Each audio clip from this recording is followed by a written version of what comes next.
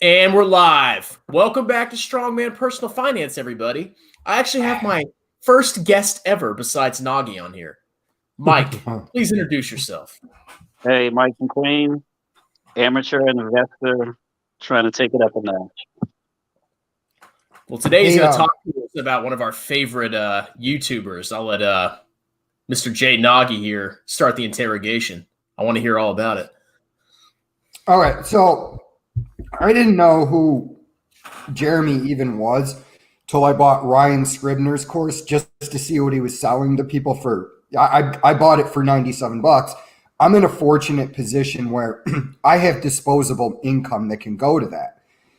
And so I just got curious. I was like, what are you going to learn in here for $97? And it was a $300 course that you're not going to learn from a Jack Bogle or Warren Buffett or Peter Lynch in a $4 used book off Amazon. So then I discovered Jeremy. And I went and looked at his course, and it was like $1,000.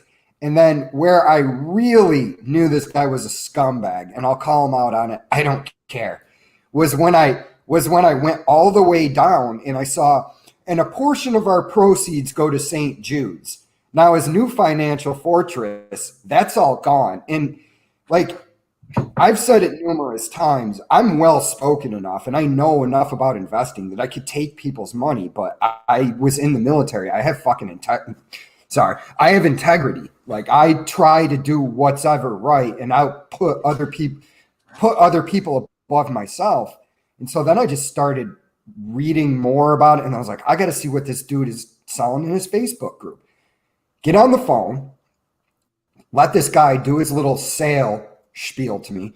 He goes, Jeremy, for $15,000, a one-time fee, Jeremy will look at your portfolio and give you advice. And I just go to this guy, I go, what is he basing his stock picks on? PE ratio, PEG ratio, intrinsic value, price to book, price to sales? Guy on the other end of the phone started melting when I go, it is actually, I'm pretty sure it's illegal for you to sell financial advice if you're not actually a certified financial planner. And I don't know. He made me 50X in 5 days. But that was my experience with it. And then when you commented, I was like, I'm just curious from like what your level of experience is on investing. I throw it out there into the universe. I'm a bro-vester. And if I start talking about science, it's bro science. But so yeah, I mean, for me, go ahead. I have minimal investment experience. I have worked at Vanguard briefly. That was like way back in '97. But even then, I wasn't investing heavily. I was learning. Like anyone who comes to the doors at Vanguard gets taught something, even the janitor, right? So, I fooled around with the market here and there. My cousin and my other roommate, they were brokers at Vanguard. So, I would talk to them, blah, blah, blah. Fast forward tons of years later to COVID hitting in March. I saw Boeing went down. I'm like, okay, it's time for me to jump on this. So I had actually rolled over an IRA from an old job, about 20K. And from from about July to October, I was able to double that investment. So from 20 to 40. So at that point, I'm thinking to myself, let me find somebody who can help me take this up another notch. So, I'm looking around, I'm in the Discord groups. I've always been a fan of his channel, of Jeremy's channel, Financial Ed. But, what more can I do? So I'm reading, check out my group, blah, blah, blah, blah, blah. So I arranged the call, and I don't talk to Jeremy. It was some other guy who was in the military. Because when you said military, it made me kind of think, right? So in any case, military guy, and he quotes me 20K, and I'm like, I'm not about to give you the gains I just made. So then he goes from 20 to 15 to 10, all the way down to about 2K. and it just didn't seem right. So with my experience, yeah, I want to learn some more, but not at that clip, not at 20K, not even at See, 10K with all the you're info out there, you're you know. So you're intelligent and you're questioning because I mean, like we can just throw out the simple facts. Like strongman can make you a better investor. I can make you a better investor in 2 minutes. Buy VT or a total stock market. Leave your money in there and then just pick up a few books, throw your money at it. And as you learn more, what Jack Bogle said, 5% of your money is play money. And like you said, if you don't think that that play money can make a huge difference in gains, you know, you put $1,000 in Amazon in 1997, talking hundreds of thousands of dollars there. You're not going to panic after the .com crash when it goes down by 95% because you're like, I threw play money at it. I want to see what it does. I have confidence in this company, but I'm glad you caught on to that because I was like telling the guy on the phone, I'm like, this is unconscionable. I'm like, there's do you no way in understand? hell. Do you understand how No hard way. the average person works for $15,000, even 2K? You know, you're talking about, for me in my position that I'm in, you're talking about at least 2 weeks of my life I worked for to get that 2K. Yeah, but you'll 10x your money, man. Right? Yeah. That's what I was So looking to do. I looked at the testimonials and everything, and I'm just trying to feel out these people who are saying these good things. I'm like looking at the screen. I'm like,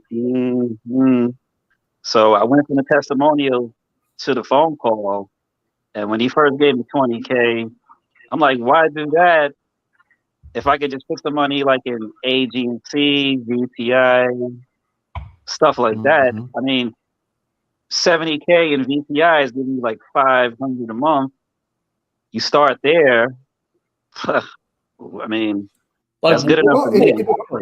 like, did they want you to pay 20K up front, or was it like an installment plan? And if you paid this amount, what were they going to do to you? Like, were they going to give you a personal advisor or what? It was, no, a stock coach. yeah, They said yeah. this guy tried to sell me, and he goes, "You do know that some of our stock coaches work at Apple and Tesla." And I go, "What does that have to do with the stock market?" I go, just because you're smart doesn't mean you know anything about investing. Like, Yeah. and He's like a marketing like, executive at Tesla or something. He doesn't know anything about stocks. Yeah. And by the time I spoke to them, I think this was after the Tesla split. So I'm feeling pretty good already about what I'm doing. So I want you, but I don't need you. You know, like, yeah, you Like, talking stuff I don't need. did they mention any yeah. stocks at all, or was it just like, okay, hey, once you pay this, then we'll tell you all the hot stocks we're going to buy? Yeah, very black box, like very secretive, just pumping what they had. We have this, we'll get you here. But you know what? Even then, there really wasn't much conversation about what he's going to do. It went right to these are my prices. You already know what you're getting, so let's talk about what you're going to pay. What kind of So, returns did they promise you? He tried to tell me if I got 25% returns. I go, do you know? This is literally what I said to the guy on the phone. I go, do you know how many investors in history have done that over 10 years? I go, like 3. Peter Lynch, the guy that runs Renassier, if I'm pronouncing it right, hedge fund. And that's all value investing with computers and geniuses. I'm like, yeah. what is a guy who took 2 accounting classes at the local community college going to teach me that Peter Lynch isn't going to know? Yeah, I tried to watch them closely over the months before I even contacted them. Like, I see him meeting up with other YouTubers. You can never really tell what's real, but I just tried my best to see what's going on in his real life. And I see him with what's the other guy? Is it Graham Stephan? Like he has a house next door to Graham Stephan. He has like 3 Well, Teslas. I'm so frugal because I refuse to pay for coffee, but yet I'm sitting behind a $500,000 car. Okay, buddy, you're really living the frugal lifestyle. Hey, I'm like, at least Graham doesn't charge people $20,000 for like. oh, I don't have a problem. I don't have a problem with him. He does his thing. They're entertaining videos, and I even said on the last podcast we did, I don't even have a problem with that Andre Jeet Cat making his course because it's telling you how YouTube functions. But I mean, anybody who's selling you an investing course, I'll call them out My Rich Journey. Like, okay, you guys were federal workers and you're not maxing out your TSP. Now I know you're stupid. You're not maxing out your tax advantage account. Now I know you don't know what you're doing.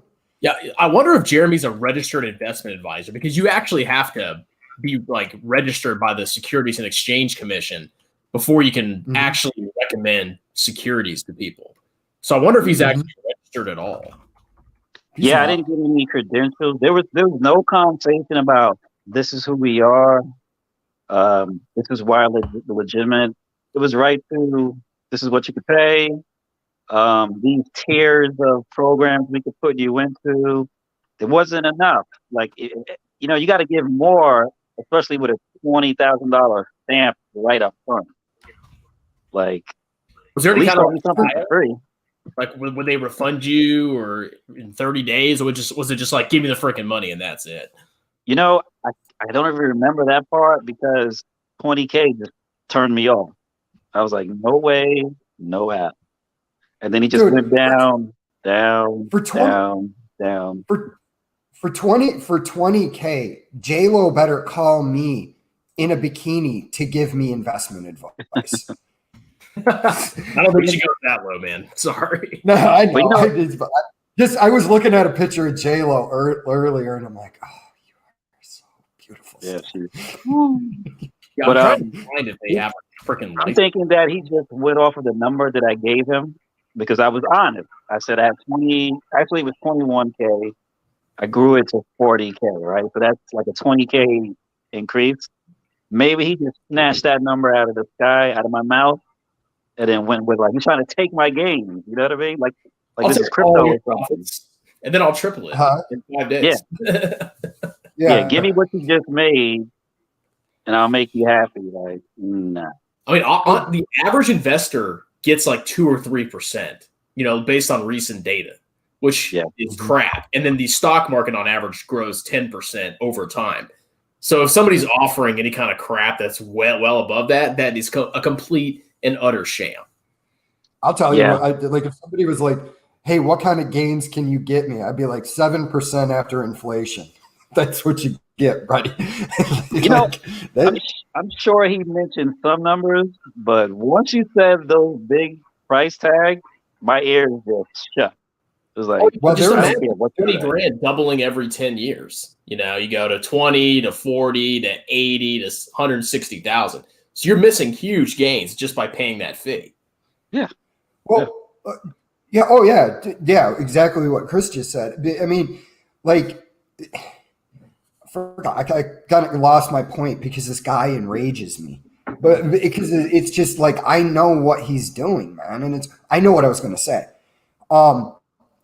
He's going to get exposed here very soon with the massive liquidity that is being pumped into the market through quantitative easing, flooding into equities. I'm not going to make this prediction, but a lot of people that are way smarter than me are predicting lost decades ahead. And, after the Great Depression, if you invested right after the Great Depression, the market crash, it took you 20 years to get, or if you invested at the height, it took you 20 years to get back to that. And like when you international. Yeah. Well, when you look at the gains back from the tech when the tech boom fell apart, you're looking at 13 years of basically no gains. And what people don't understand is that's a good thing because you're snapping up securities and equities on the cheap, man. But he's going to get exposed eventually when he's on there. He's like, I've had a 125% gain over the past year.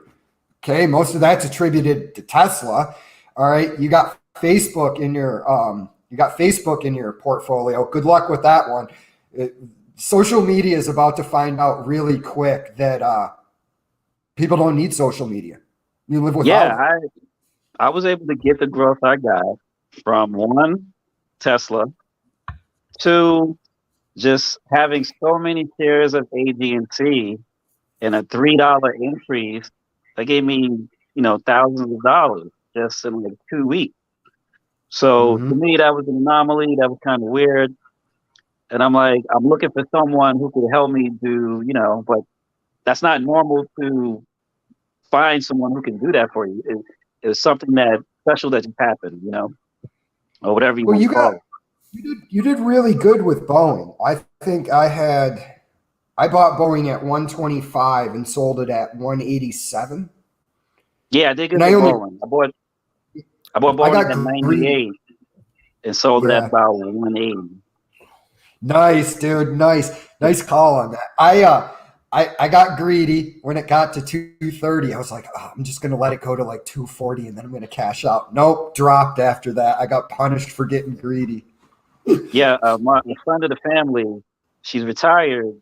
She has a lot of her, I guess, retirement money is in Boeing. She was hurt pretty bad when it hit that low. This is why you don't want all your money in individual stocks. You go back to the Enron crisis. I feel for those people that were given Enron stocks that they bought up, and then they were left with, because Chris and I talk about this all the time. The YouTube investment community likes to go out there and they like to say, diversification is just a hedge against ignorance. Yeah, that's right. It is. Because, you didn't anticipate COVID, did you? Well, that's ignorance. You were ignorant that a lab in Wuhan had lax security protocols and a disease they were studying in there escaped. Anything can happen. You can get a bad CEO in there. Look at the CEO of Yahoo, who basically presided over the death of the company. In my example, Kodak. Do you know how bad my mom and my dad are fine, but you know how bad they got screwed on their Kodak stock when they worked there? Really bad. They lost a lot of money to that. Fortunately, that wasn't where all their money is, but dude, if you're buying stock, as soon as you can, freaking sell it and buy like an index fund. Because if that company goes under, you're losing almost your entire retirement. Yeah, for me, I'm like Mainstream Capital, AD&C. I treat those like my personal bank. When I'm scared, I run there and I'll watch the news on that every day. One thing that I will say is that I don't mind scouring information all day, every day. Like that's the best skill I probably have. So I try to keep my ear to the street. Yeah. Then you're in a perfect position. My thing is I'd put this is just me. I do like Chris does. I have most of my money in my Vanguard account is in the REIT, the mid cap, world market growth, and the healthcare sector. And then I have a few other assorted stocks. And it really is just play money to me. Like even Alibaba, who I have a lot of confidence in if they don't get delisted.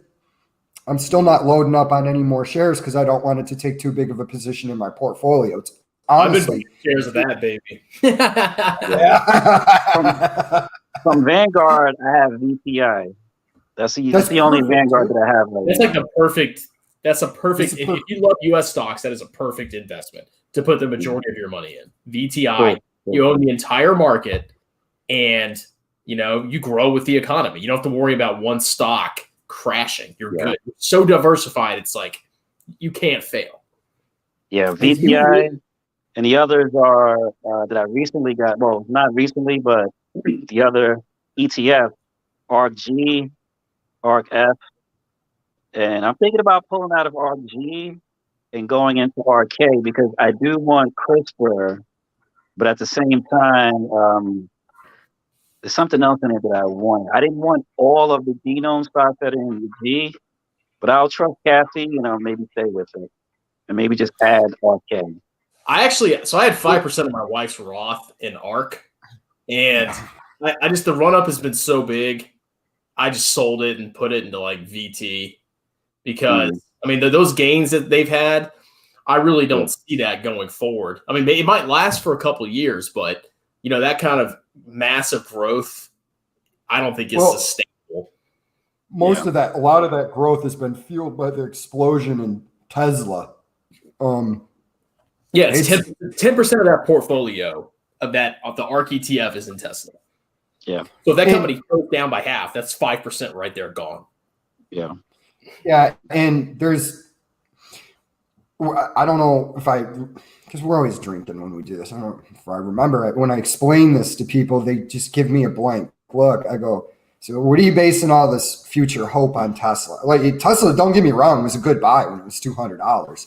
And I actually don't think that Tesla is a bad company. I just think there's too much inherent risk because Elon Musk is that company. He's the genius behind it. If something happens to him, God forbid, I'm not saying that I want anything to happen to him because I have a lot of respect for the man.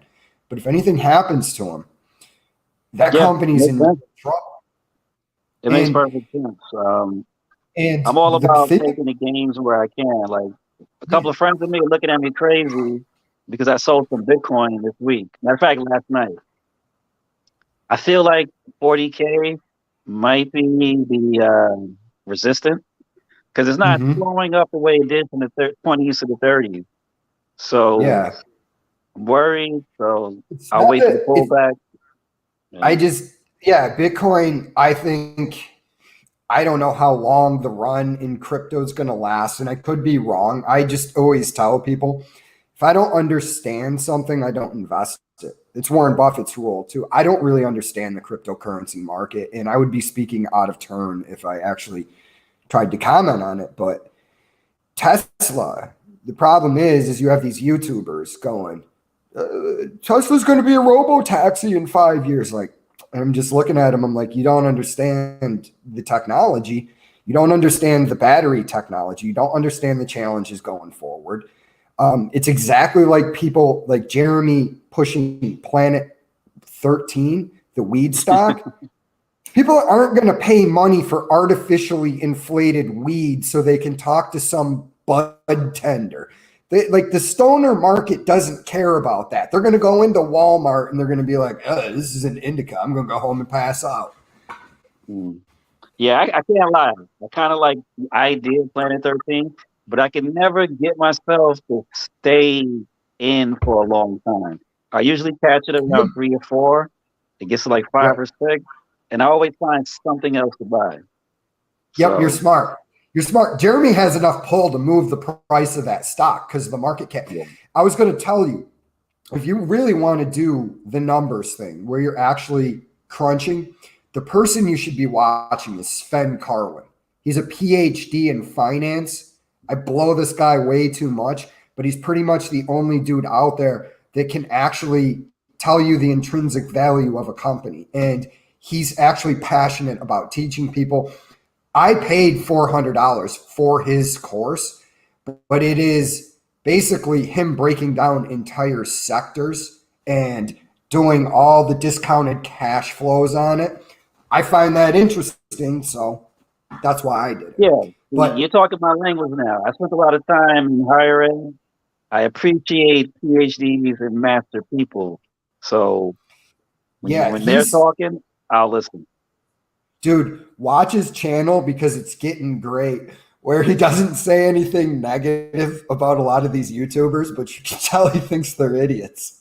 And like I post sarcastic comments under his stuff and he always likes them and replies. I'll be like, hey Sven, is this stock going to 50x by next week? And he goes, only if you put $150 million into it, then maybe 20%. Yeah, you could do the dirty work for some of the YouTubers here, so they don't have to talk smack. You could talk smack for them in the comments. Yeah, well, it's the whole. I don't I just, to me, it's it's exhausting. I don't understand why these people are like, it's because it's preying on ignorance. You don't understand that we're in a really weird market. Like, you got me 100% gains this year. Okay, well, you're going to get a 50% loss next year. Dude, you don't have any gains until you sell and lock in those gains. Yeah. You literally have nothing. You haven't made crap. And people are going to they're really, once the bubble pops or there's a huge crash, people are going to learn that lesson real quick. Which why you've made good gains, sell some of it, you know?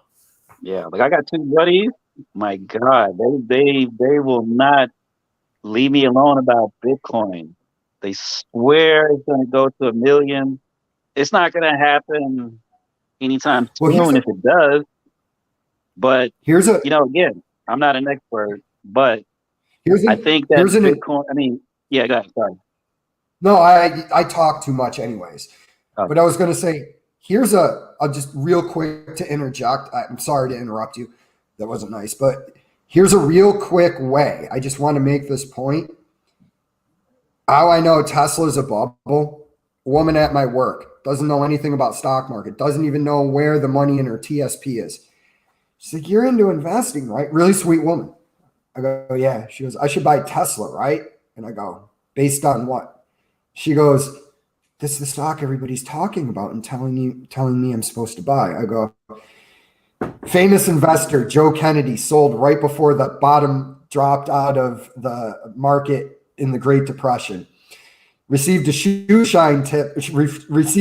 stock tip from a shoe shine boy. Turned around, walked back, sold everything, avoided the drop off. The point of it is when people who aren't into it start telling you to buy it, run. Yeah. I mean, these guys, they're into Bitcoin, but I swear it's a bubble. If you want to tell me that the technology is the future somehow, some way, okay. But to say that it's going to keep going through the roof, even with the institutions getting in, if you don't get out in time, smack dead in the water. It's the greater fool theory for both Tesla and Bitcoin. You have to find an evergreen fool. So I actually bought some currency recently. I put like $200 into 5 different cryptos. It is such a stupid casino. Like I'll literally just I'll log on, I'll see it goes up, and then I'll just sell like anything above my cost basis. And I'm literally just getting paid from people who are just giving me money for no freaking reason. Like it's just ridiculous. Like I made like $31 today just selling any gains that I got. I'm like, okay, just give me your money. And because there's no freaking underlying value to Bitcoin. It's literally just a currency. That's it. Now, what I am hoping for is Ripple does something. They keep telling me it's a crap coin, but I'd rather trust that because they're within the existing framework of the world. But Bitcoin is like rogue. What's Ripple? Ripple is they're doing the on-demand liquidity for banks. So say you're sending money with Western Union, you don't need the Nostro accounts, you just immediate fulfillment. I'm gonna look. I can believe that before Bitcoin. Hasn't that crashed recently, or there's some kind of like trouble with it? I think the SEC is on their tails right now. But even still, I think they'll be able to pull out because they're within they're not regulated yet, but they're within the structure of which we live. Bitcoin is like bizarro world. It's like, how long can you keep getting free money? I mean, really, if the best way to make money in investing, if you want to take risk, is to buy into fear. Like, I mean, you may lose money, but the best way you make money is to ignore all the sell signals and the drama and freaking buy. Just like with Alibaba stock that just crashed recently. I mean, it's only a small part of my portfolio, but when I saw that sucker tank like 10, 15, 20%, I freaking bought some shares because I'm confident that company is going to be here in 20 or 30 years. Mm-hmm. Yeah. Yeah. But it's like with the Bitcoin thing. Okay. Really, honestly, let me ask you a question. What if I'm coming up, you're paying me like, hey man, I need you to clean my apartment. I'm like, okay, like, do you want cash or Bitcoin? Like, okay, I understand the nuances of the fact that the Fed is printing money, but it's still the least dirty shirt in the laundry. Let me get the cash. You know, and even if you want to argue that the apocalypse is around us and all these stupid people that want to talk about civil war like it's funny, where I'm like, listen, man, I've seen war. You don't want any part of it. Stupid. Give a guy a hug that feels differently than you. But it's like, even if you make that case, and then, you know, you and I are neighbors, and you're like, hey man, can you plow my field? You're not going to send me Bitcoin. I'm going to look at you and be like, okay, well, when it's harvested, let me get 5 bushels of bananas for that, whatever we're planting. That's how that's going to work. Yeah. Yeah. Like, I keep saying to them, they keep telling me Bitcoin is the future, blah, blah, blah, blah, blah. Okay, if it is, does that mean one Bitcoin becomes one Bitcoin when it's all said and done? Because you keep telling me that the currency is going to go away. So what is one Bitcoin going to give me if it's not dollars? Like, I don't understand. How bad do you want to break away from the system? For what? No one can back you up. No one can secure you. So I don't get it. Do you think this is what I ask people, like, do you think the central bankers around the world are going to let this happen? Well, we'll just do it anyways. You won't. Yeah. Yeah. It's the golden rule. He who has the gold makes the rules.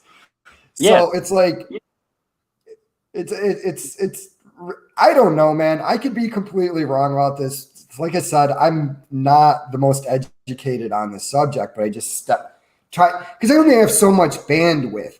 Like, I'm done with social media, because all I see is, this is why I was talking about Facebook. I'm going to run into problem.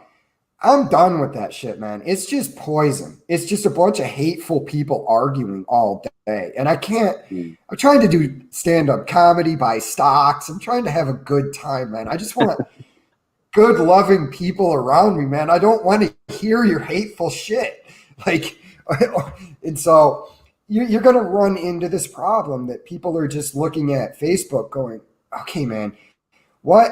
I download your app and you now own all of my data? Like, why do you get to own my data? That's my labor.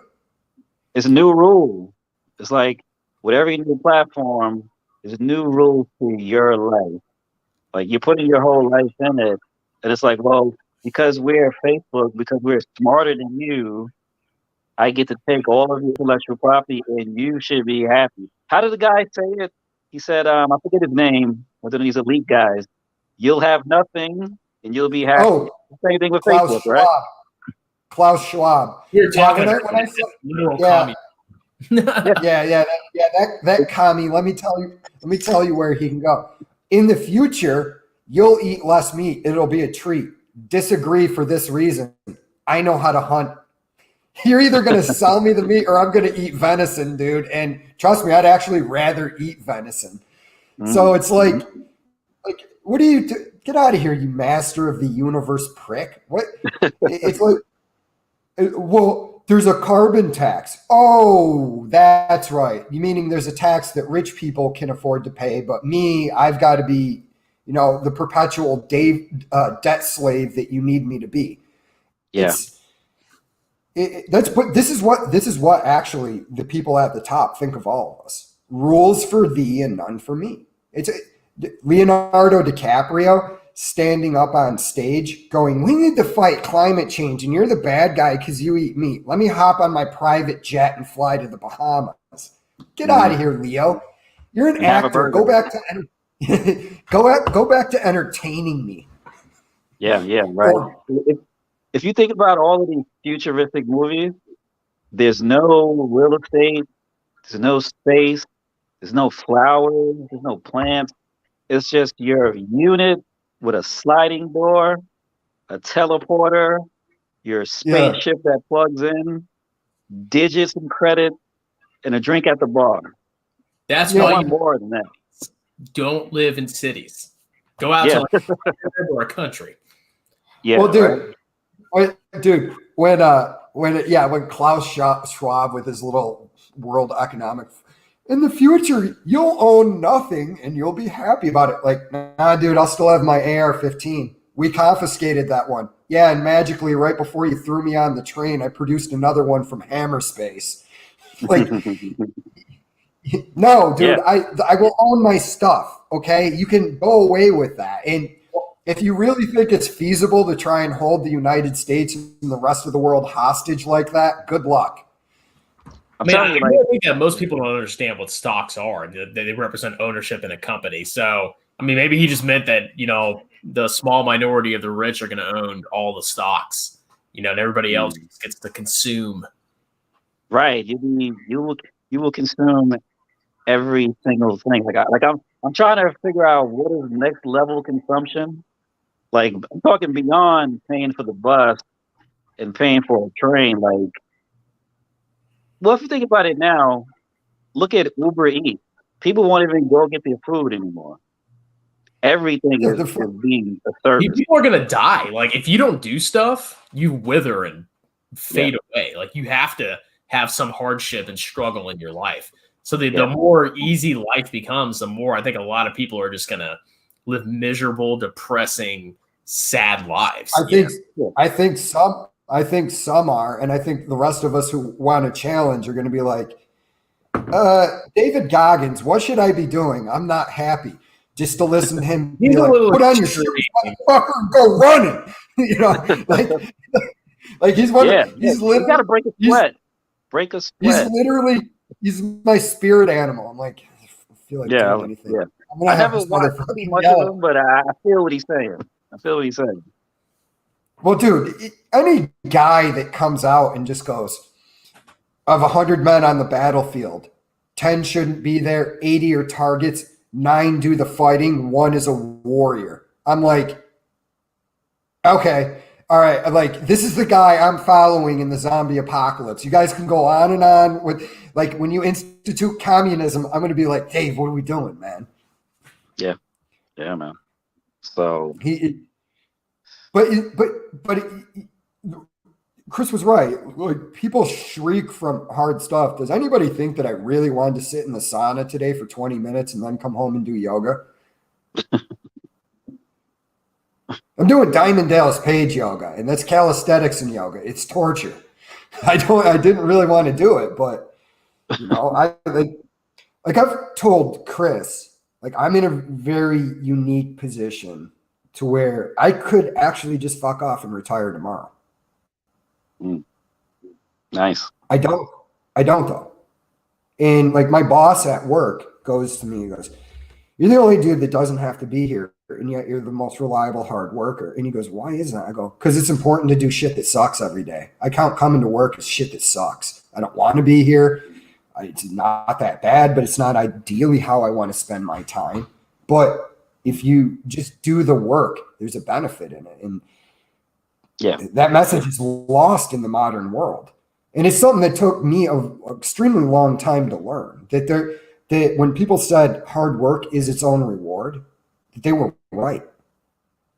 You know what it comes down to? You need exercise. I don't care if it's walking the steps of the office, the gym. You got to break a sweat. Well, got to break a sweat.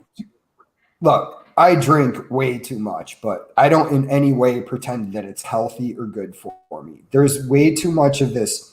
I want to be coddled and told everything that I do is okay. You can't body shame me. Like, well, I can and I should. If I'm your friend, like if you and I become friends after this, you start putting on a little weight, I might say something to you like, looking a little bit chubby there, buddy. Please do. And there's also something that's gotten lost in today's world that is like, men like to make fun of each other and give each other shit. Like, when I do something stupid, I expect you to call me retarded. Yeah. Like, there's certain things you should do that with, you know? Like, the man stuff. Do that with the man stuff, not with the BS. Do that with the man stuff. Yeah, and you know, it's like I don't think a lot of I think a lot of people have just lost sight of that. And like it's like, have you ever been around a bunch of military dudes? They are straight cruel to each other when they're out drinking. They will sit like there has been times where I said something stupid, and for 2 hours, I'm literally sitting at the bar getting mocked. Like, and my friends are saying the most horrible shit about me. Yeah. My grandfather was Army, my dad was Navy, uncle Air Force. So Army. if I can't bounce a quarter off of it, what are you talking about? Yeah, I don't know, man. And I think some of that applies to the stock market and why a lot of these YouTubers have gained such popularity is because people don't want to do the work. They just want to be told, put your money here. Tesla. Yeah. And there's something that works that people don't. It's not. The guy from the Plain Bagel said, good investing is not sexy. It's just having a plan. If you have a plan and it's a decent plan and you just stick to it, you will get your goals. But it's like, I want to be a millionaire tomorrow. Well, I think it's a lot of young guys, honestly, that, want to have those massive gains. I think once people get a little bit older and they actually learn a little bit more about investing, they're like, okay, getting 10x is freaking stupid. But a lot of these like completely ignorant 18, 20-year-olds, they don't know crap about investing, and they get easily sucked in by these videos on YouTube, which is why I try to make corny, clowny videos, and then I try to teach basic investing principles to try to attract people in.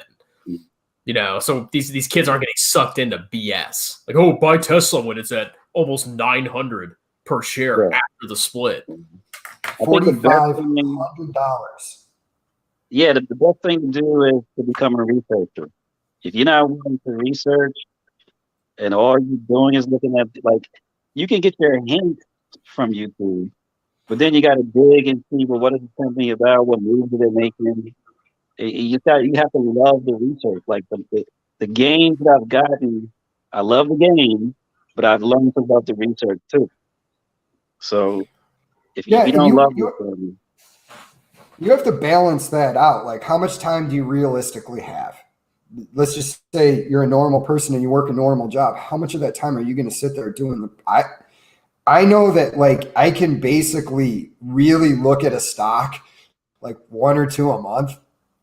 Because I start at PE ratio, and if it's like Tesla's, that's probably 1,500 right now. I just go, I'm not interested in even devoting any more of my brain pan to this, and I move on. But it's like it's the lure of free, easy cash. Yeah. I think for me, I've been lucky to get whatever I got low and to understand the trend. Like certain stocks will float between, a $3-4 range. Buy it on the lower end. If you have 1,000 shares and it goes up $3, that's that's a lot of money right there. So I keep it simple. Yeah, the easiest way to invest. Here's my theory. This is a crazy theory. I think in 30 years, the entire world is going to be way richer, way more productive. We're going to have way better technology, way better standards of living. And that's my entire thesis on investing.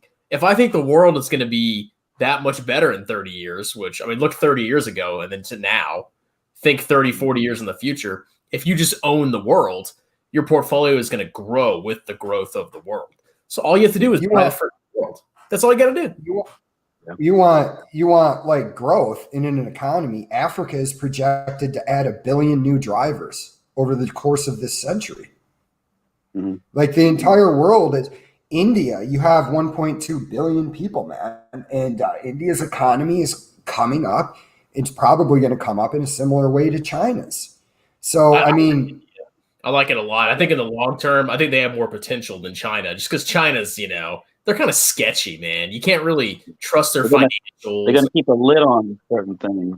But Like India, cap I on mean, things. at least they're a democracy, and hopefully they, don't have too many regulations. They had a problem with that, in like the 70s and 80s. But I think if they just open up their markets and just let them go, I think they can build massive freaking wealth. They just don't want other people's culture taking over. They would no. They absolutely refuse that. Yeah, So, well, and I mean, you gotta also understand their potential for Silicon Valleys. They have so many like MIT level colleges out there, Yeah. but yeah, I agree with you. They don't want an influx of like foreign culture in there. Personally, I think that's a stupid way to look at things because I mean, think about like the United States culture. It's based on a mishmash of cultures, and it became the dominant world culture. And that's because there's so many ideas in there. Yeah. But yeah, But you know what I mean, I don't think they're fighting that part. I think they're fighting the history that they've had with other nations. Like you think about the Opium Wars and things like that. I think they're scarred and they're like, never again. So they're like, you keep your blue jeans, keep your beard. I think they're scarred from the past, and they don't want to. They're afraid that will happen again. Well, I mean, like I forgot to bring this up when we were talking about China. You also have to understand China's going to run into a demographic crisis, and that is from the one-child policy. There's when the Chinese government and what they're doing to the ethnic Muslim population over there, the fact that this is conveniently ignored in America for some reason, I don't understand. I don't understand why the Muslim world ignores it. But China has a much more dangerous problem than that, and that is groups of men that can't find wives. Yeah. These people become unproductive and dangerous. Yeah. Well, hey, you know what they do? They're actually I think they're almost like colonizing East Africa. Like they have, little colonies, companies set up there to take the resources out, and they're actually marrying like native East African women. Yeah. Worst comes to worst, if you have a bunch of men, you can always just send them to war. Yeah. But I wonder what's going to happen. Like, will there be change because of the new African Free Trade Agreement across the continent? Like, will that blend in with what China's doing there and all the other nations? Or is it just going to try to push those other countries and nations out and become an all Africa type thing and then reintroduce themselves to the world? I just wonder how that's going to play out. I think Africa is going to get sick of China's BS, is what I think. And I think at a certain point, they're going to be like, we're Africans. We're tired of all the rest of your crap. This is Africa. We're doing an all Africa thing. And then you guys can come in. I think they're probably getting sick of like, okay, so we got all your waste over here from the rest of the world. All right, these guys are coming in here buying up our stuff. Like there's already been, I forget what country it was, but I was reading an article about how they were like, get China out of here. Yeah. If you're going to be nice about it, then stay. But if you're going to be nasty about it, then you should go. I think Africa will probably do what a lot of other places have done. Like, for example, being a black person in America in the 80s, when you had black people coming from Haiti and the Caribbean, it was a tough entry for those people. And so you'll probably have the same thing in Africa. They'll start to kind of their pride is increasing, so the infiltration might get reduced. And like I said, they'll reintroduce themselves to the world on another level, and then go from there. I agree with that. That's basically my thesis about Africa. Is they're developing. They have some problems. Like I was watching this article about how in this one country, I think it was Senegal, they said it was basically impossible to fire a lazy employee, and like this is a hindrance. But I mean, that's there. Huh? there's kind of a communism problem there. I mean, like the thing with Africa over the next, century, like their population is going to like double, triple, quadruple when everybody else is peaking and dropping. But the problem, like it's a very diverse continent. It's not just new kids on the block. It's like new kids on the block, kind of like look how much music comes from the African continent now. Like they've taken reggae and repackaged it as Afro drum beat. It's the same stuff, but it's African now, not Caribbean. A lot of their governments are like there's a lot of communism and socialism there, and if that persists, that's really going to hamper their growth. Yeah. So I mean, like they can go two ways. They can become like a superpower that's united, or they can just become a bunch of divided socialist crap holes that just stay in poverty. I mean, that's kind of the divergence I see. So I guess we'll. But you know what? I think they're going to go through the same thing, kind of like what we're going through right now. Like it's stuff taking place here. We don't know what's next. I think with Africa is a lot of the pop culture is becoming strong, and a lot of the American influence is becoming the norm there. Music, I'm really talking from a pop culture point of view, but I'm pretty sure to start to proliferate into the next generation, and as they eventually come up, something will change because it's not taking the same path that it was before. Like a few years ago, there was nothing but China in there. Now you have the free trade agreement. I'm thinking that things might change a little bit. I'm not totally married to that yet, but I kind of get that vibe. Yeah, I guess we'll see. I mean, like I said, it can go two ways. It can turn into a complete war-torn socialist hellhole, or they could, accept capitalism and, explode in growth. Yeah. It's two paths. You choose what path you want to take. Well, that's why I said to you that one time, like that Swedish girl, or she's like talking about climate change. Like, okay, here's what I'm going to do for you. I'm going to take you to Africa, and I'm going to have you explain to this guy why he can't have the same standard of living as you.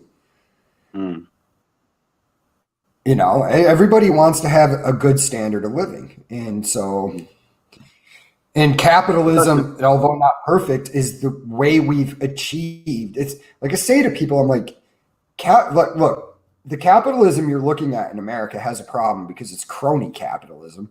But capitalism overall has done more to lift people out of poverty than any other mechanism that we have ever invented. Yeah, but you're trying to convince people they don't even know what a stock is, all right, or what a balance sheet is. Like you're not like when you try to convince people or explain that to them, they really don't understand. It's just it doesn't even click how that works. They've been spoon fed all the crap they've been fed throughout high school and college. Yeah, but AOC told me that rich people need to pay more taxes. Like why? So we can pay for a missile so you can fire it at a guy that makes 8 cents a day in Yemen? Like is that a productive use of my time? But we all need to pay child tax credit though. If they raise that, woo! Or that might go like $8,000. Well, Big Daddy be rolling in money. Well, dude, we'll shut everybody down and we'll give them $2,000. Some people want to work, man. Some people don't. Some people want to do the work. Yeah, like when you say people want to work, that reminds me of the farmers. They're like, okay, we like the fact that Trump is giving us money, but we much rather have our profits on our own. Well, even a small business, there was that case out in California where Emperor Newsom shut her down, but right next to her bar, they allowed a movie studio to set up a restaurant to cater. And it's like, you could have just had her cater that event. Like, what's wrong with you? I don't, it's honestly because the elites hate us. They really do. They really do think that we should just shut up. I can come to. I try to make sense of it, but I'm like, damn, what are you, psychopath? They hate all of us. They hate all of us, man. They're like, it's like, I was just listening to an interview with Tulsi Gabbard, and she was basically explaining the same thing, that like the politicians really don't like the lower classes, blue collar guys. Like I'm in the working class, but shut up and take your sticky money. Yeah. Dude, Like crazy. But hey, guys, I got to get ready to run. All right, man. Hey, I really appreciate you coming on and talking. Like, anytime you want to come on, man. Like, we're him and I are trying to do this like on Saturdays. Okay. And whenever you want in, man, just hit one of us up. Yeah, because that's what we're trying to do. Talk about investments and stuff. Yeah. Hey, I still need help, but I ain't paying you $20K. You don't have to pay me anything. You don't have to pay us anything, man. If I ever meet you in person, just buy me a beer. Just buy me a beer or something. I'll buy you a beer, whatever. Cool. No problem. All right, I'll be in touch. Yeah. All right, man. Thanks a lot. See you, Take it easy. Yeah.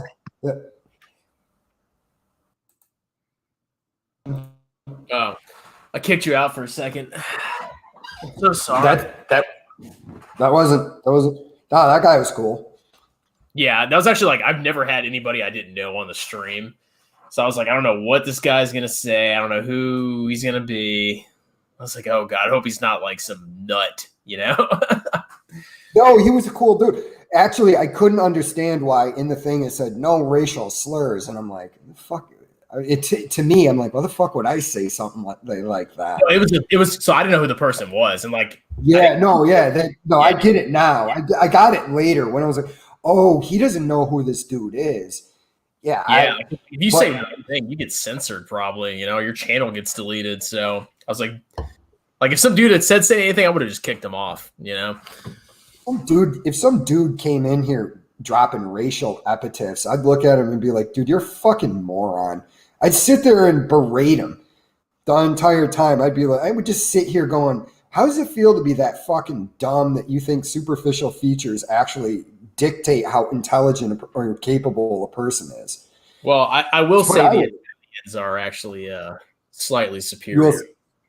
You'll say what? I'll say the Italians are actually slightly superior.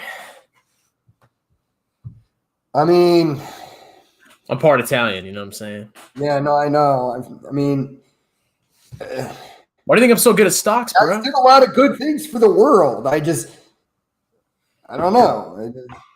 Like, you guys threw a lot of Roman gladiator events, and it was a good thing. And yeah, he made this massive empire. It's not a big deal. Yeah, don't worry. But you do realize that Genghis Khan killed 10% of the world's population. I might have to throw in with the Mongols. I'd be out there. They're like, dude, you're a white guy of Welsh and Scottish ancestry. You're not a Mongol. Like I am now, motherfucker. Yeah, but the Romans, they were there for thousands of years, man. How long was Genghis Khan around? 50 years? Yeah, that Kublai Khan lost the empire when he tried to invade Japan, which is the problem of Dan Carlin on Hardcore History describes it like this. It's the problem of, the show me a great man, show me the son of a great man, show me a great man that is the son of a great man. The problem of inherited wealth. Oh, yeah. Like the first guy earns it, the second guy, he's competent. The third guy's poor or something like that. Mm-hmm. And it's true. Which is why, it makes so much sense why, communism or socialism doesn't work. Because, giving somebody money, if they don't know how to spend it, they're going to blow it. And they're going to be freaking poor again. You have to understand money. And if you don't, you're going to be screwed. Well, this is what I would say to somebody about communism. I would be like, every system that you have is going to pick winners and losers. And yes, there's a lot of cronyism that goes on in capitalism, especially now. But I'd rather the market, for the most part, picks the winners. Of course they do. I mean, why do you think we have Amazon Prime? That's an amazing thing. They freaking ship you crap, and it takes 2 days or less. And if you don't like Amazon, switch to Walmart. There's just so many options out there. It's great. People's lives in China. You know how many people's lives in China Jack Ma has improved? Oh, Allie, that's why I own the stock, dude. Yeah, it's like I don't get it. Yeah, I believe. Like, listen, trust me. This is what I firmly agree, and I know we are actually not there in the world. I firmly believe in equality of opportunity, and I vehemently disagree with equality of outcome. Well, that equality of outcome is impossible. Like that'll never happen because you know when you try to produce that, like let's say you give everybody the same amount of money. Well, somebody is going to blow it all, and that money is going to go to the person that knows how to manage money. So it's literally impossible to maintain equality of outcome. You and I are going to live below our means and occasionally buy something frivolous or silly, whereas this dude is going to come to me every week telling me to look at his new watch that he bought, trying to impress me, and I'm going to look at him and go, it's most material objects. I have stock in the watch company. That's why I tell people buy McDonald's stock, not McDonald's food. Okay, that's all you got to do. Listen here, motherfucker. I like to go to McDonald's about once a month. It's terrible for you, but dude, I go like 3 times a week. Do you? I had the double cheeseburger meal today. I used to be like super anti McDonald's. Like I used to hate it because I used to be like super healthy. And then I don't know, like my taste buds changed or something. And I freaking love it. I freaking love it. Like that is the default fast food place that I go to. I'm between that and Chipotle. Oh, Chipotle, yeah. So, dude, here's another story. So I've been to Chipotle in like 2 years. And because there's like none near my house. And then I'm going to like pick up a thing we got for the house. And I see a Chipotle. And I moved freaking hell to go there and eat. And it was the most amazing thing that I've had. I forgot how much I loved Chipotle, dude. I would say Chipotle is McDonald's, but it's not as accessible as McDonald's. Dude, the carne asada bowl, it just hits the spot. Dude, I do burritos, steak burrito. And it's like so thick, it like bursts the freaking tortilla half the time. Oh, I love it. Dude, fortunately, I'm not hungry because I ate a steak covered in jalapenos and habaneros right before we went live. Yeah, dude, I had my dinner of lean chicken and Brussels sprouts. Every day I have people come into the break room and they go, every day at 3:30, it just smells like barbecue in here. And they're like, what do you do? What's your recipe? I'm like, A1 sauce, jalapenos and habaneros, let them soak. You're sweating by the end of the meal. Yeah, but don't you get like soaked at work and your mouth's on fire and then you have to go back and do whatever you do? Yeah, but I brush my teeth after every meal. So, and I'm also used to it by now. I worked up to the habaneros. When I first started, it was like half a thing of jalapenos, then a full thing of jalapenos, then a full thing of jalapenos and habaneros, and it's about to now step up to ghost peppers. You should send me that recipe because I actually do like spicy food. But dude, I don't need to send you a recipe. What I do is I cook my steaks. I put 5 steaks in a big Ziploc bag, 1 bottle of A1, and then hold on, I'll show you exactly what I use.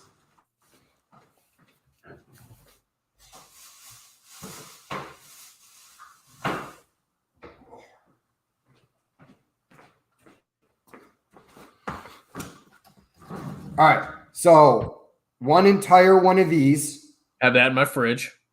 Yeah, into the bag, and then 1 of these into the bag. Okay. And I use traditional A1 steak sauce. Just put it in there and let them soak, man. And then, pull out a steak during the week. I buy for work, or for my meals for the week. Most of my meals are just pre-made. I live a pretty boring lifestyle, but I buy 5 thin cut ribeye steak packages with 2 in there. And then I just grill them all in one shot. End of the week, dude, it's good in the beginning of the week. By the end of the week, it's amazing after it's been just sitting in that jalapeno and habanero A1. You just like That sounds you like steak. actually. Like so, Huh? you cook them and you put it in the bag, and you just like take one bag a day to work. Is that it? No, I just pull a. What I do is I just pull one steak out and I put it in a Ziploc thingy, and just throw a little bit more A1 sauce on it. Go to work, heat it up, eat it, and then that's all I do. It's easy, no I'll fuss. make that tomorrow. I actually have like a chuck steak or whatever, like some cheap steak that's like $12 for a massive piece, and I'll probably soak that in like what you said, because I freaking love spicy food. Like I'm addicted to it. Well, dude, I haven't done it in a while. Probably sometime during this week because I'm off. I'm gonna make chili, and I just found a simple recipe online and I modified it. I put jalapenos in there. Now I'm gonna put jalapenos and habaneros in there, and the chili that I make, I'm normally sweating by the end. But the reason I want to do this is because one, I like spicy food, but there's a show down here in Tampa where you go on and you eat two of the spiciest wings possible and you try to do your set. I want to be such a savage at that point that I eat those chicken wings and smile at them and just go do my set. Dude, have you done the B-Dubs like hot sauce challenge or whatever? Where like they have their hottest wings. I think if you finish like a 10-pack or something, you get like a free T-shirt. I haven't done that. So did you do it? That's always been my life goal, is to frickin' complete that challenge. But I'm kind of a bitch, and I don't want to, burn my tongue. So I've never actually tried it. Well, I mean, it's like anything, dude. I mean, you can work up to it. I mean, it's like spicy food. What I've discovered since I started doing this is just a workout. Every time, like, I don't think that we were talking about India earlier. I think a lot of those guys can eat that spicy food because they slowly got accustomed to like the spicy Indian food over time. But I don't think when they were 6 years old, they were eating the spiciest curry they could find. Yeah, I mean, like I there is some like working up, but there is kind of like a hard limit for some people. Like I can agree. eat spicy food, but when it comes to like mouth boiling, crying, like I've never been able to work past that point. Oh, I agree with you. I think everybody has different physical limitations. Like, you and I training are never going to become NBA players. It's just not there. I think there's some level of genetics in how much spicy food you can handle. Because I knew this dude, and I'm still friends with him on Facebook, but he would go and get the hottest possible. It was 1,000,000 Scoville wings. Eat them and just look at me like it was nothing. I said, yeah, Dave's insanity sauce, man. He goes, yeah, I mean, it's kind of spicy. I don't. Dude, I don't that's like see a what genetic for like that is not common. 1,000 or 1,000,000 Scovilles, like isn't a ghost pepper like 2 million something?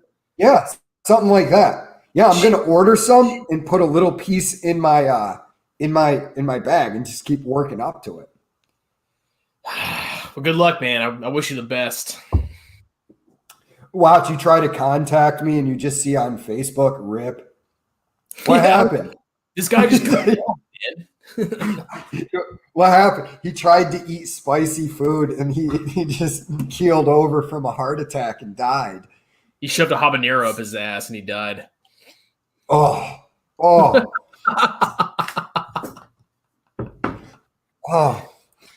that would be fun. dude. Oh, you're right though. Like we should just do this. We should just do this. Like people call in for our advice, and we're just like, listen, here's what the numbers are. What do you want to do? You want to do the work, or you just want to screw off and go to the beach? Dude, and like nobody, even if you do all the work on one stock, you could find out that stock is a waste of freaking time. And you've wasted like hours and days of your life analyzing these stocks. It's like, screw that. Like who actually has the time to do that, except for like, a team of CFAs working for Goldman Sachs, that get paid to do it. Like, I'm not going to waste my free time doing analysis on a stock. Dude, I should have told him this. I should have told him this. I wish I did, man. If you watched back through this, gentleman we were just talking to, I'm sorry, I'm terrible with names. I kind of am losing confidence in ARK. Dude, if you have it, I would sell out. Yeah, dude. Remember when I did that podcast and we were like, how can I take advantage of it? I take back what I said now with the ARK. I just see when you're talking about CRISPR, I agree with the technology. It's just impossible to pick the winning company horse in, gene editing technology. It's just CRISPR could be there and then somebody else could come up with a revolutionary, oh no, we did this and it's actually this much more effective. Here's our company. Oh, it's highly speculative. And when people win, it's because they just got lucky. Like if I'm looking at 3 gene editing companies and I have enough money for one, well, I mean, I can kind of look and maybe I even understand, how it works. But even then, you don't know which one is actually on the right path. No matter, you're not going to know. And so if you invest in one, you might get lucky and win, but that's not common. That's pure luck. I was going to watch your ARK video. I just didn't have time today. I had an appointment at the VA that took up like my entire day. But I was like, dude, he's right on the money. People are talking about it. Run. That's all I thought when I saw the title. I was like, it's 100% right. Dude, every single thing that I pull up now on YouTube is Kathy Woods called, Tesla to $7,000 and it's at $4,500 now. She's a genius. Oh, and Jared, I'm like, I watched some of his videos today. Yep, dude, he did this one. 1,000. I mean, the only way it would get up there is if like there's so many fanatics that don't care about anything except buying the stock. Then it's we're there, dude. We're there, and she's going to look like a genius. It's going to get into the 6,500, and all the rest of us with a brain are going to be going, okay, it's decent money, but do you know that like Volvo is taking their market share in Norway and the rest of Europe in the electric vehicle market? Dude, no one cares. Did you know that? No one cares. Did you know that Volkswagen? Did you know that Volkswagen is? I'd have to go back and look at the numbers, but it's a ridiculous amount more in R&D than Tesla's spending. Dude, Tesla is going to get crushed. Like I was watching a YouTube video about how Tesla was doing good in China. And I'm like, China is not going to let Tesla win in China. They're not going to. So stop Winnie the Pooh in China. Winnie the Pooh is sitting around right now talking to another authoritarian dick going, let's just keep throwing money at NIO until they obliterate the Tesla market. And again, we come back to, remember when we were talking about it like a week ago, people just don't understand the technology. They don't understand that when it's really hot or really cold, you're not going to get the same mileage. So that's 70 degrees everywhere in this country. And a temperature affects your battery. Well, that's why people in California buy it, because they don't have to worry about it. Like, isn't their climate like basically the same like all year round? Depending, man. It gets really rainy in Northern California because you're like up in the Oregon area. You know what I mean? Yeah, I can see that. But like where all the people are, like where the big population is. All the little virtue signalers in LA. Yeah. Hey, dude, look at my Tesla. I'm saving the environment, bro. What was what was that car, like that first the EV car back in the day? The Prius. There was a Prius. It was a giant virtue signal. It is the same freaking thing. They need to make a South Park episode about it, man. I'm looking forward to it. Yeah. Well, I just It is what it is. The Tesla fans, and I don't call it Tesla anymore. It's Tesla. Tesla. Tesla. The Tesla fans just keep telling me how dumb I am, and I'm like, okay. Legacy automakers are going to crush you. Because all I do is dump on Tesla and Bitcoin, and all they do is go up and up and up. Okay, you don't think long term, ladies and gentlemen. You don't think long term. Dude, I tell people this all the time. And still, I guess I'm dumb because I do this really rare thing in life that if I'm not educated on a subject, I don't talk about it and I tell you I don't know anything about that. I don't understand the cryptocurrency market. Maybe if you explain it to me, I would consider it. Like, I got to get John on again because he's like showing me his gains, and I keep telling him to take his gains off the table, and he keeps going, no, man, they're going up. I'm like, I love you, brother, but I want to headbutt you right now. Trim your position, man. Like, I have $200 in crypto, and I've made $100 realized over the last couple of days. And all I do is every time I see a gain, I sell. But it's real freaking money because I'm selling it, you know. But if you never sell it, you don't make anything. It's just numbers on a piece of paper. Well, it's like the Ray Dalio portfolio. Gold is set at like 5 or 10% of his portfolio. If it goes up over 10% of his portfolio, he takes gains. If it drops below it, he buys. Yeah, and that's the beauty of all you have to do. Pick a freaking plan. Like, I'm going to be 35% international and the rest US. And if you have a 5% fluctuation, you freaking rebalance. And it's your rule, and you always do it.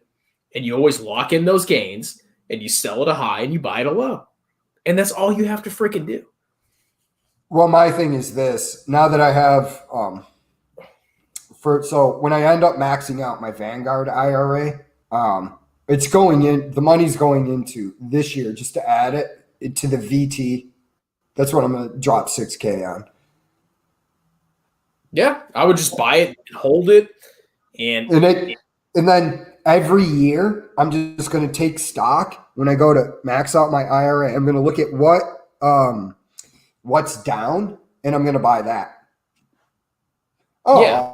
VT's down for the year. I'm going to buy that. You know, total stock market's up. Well, I'm not buying that.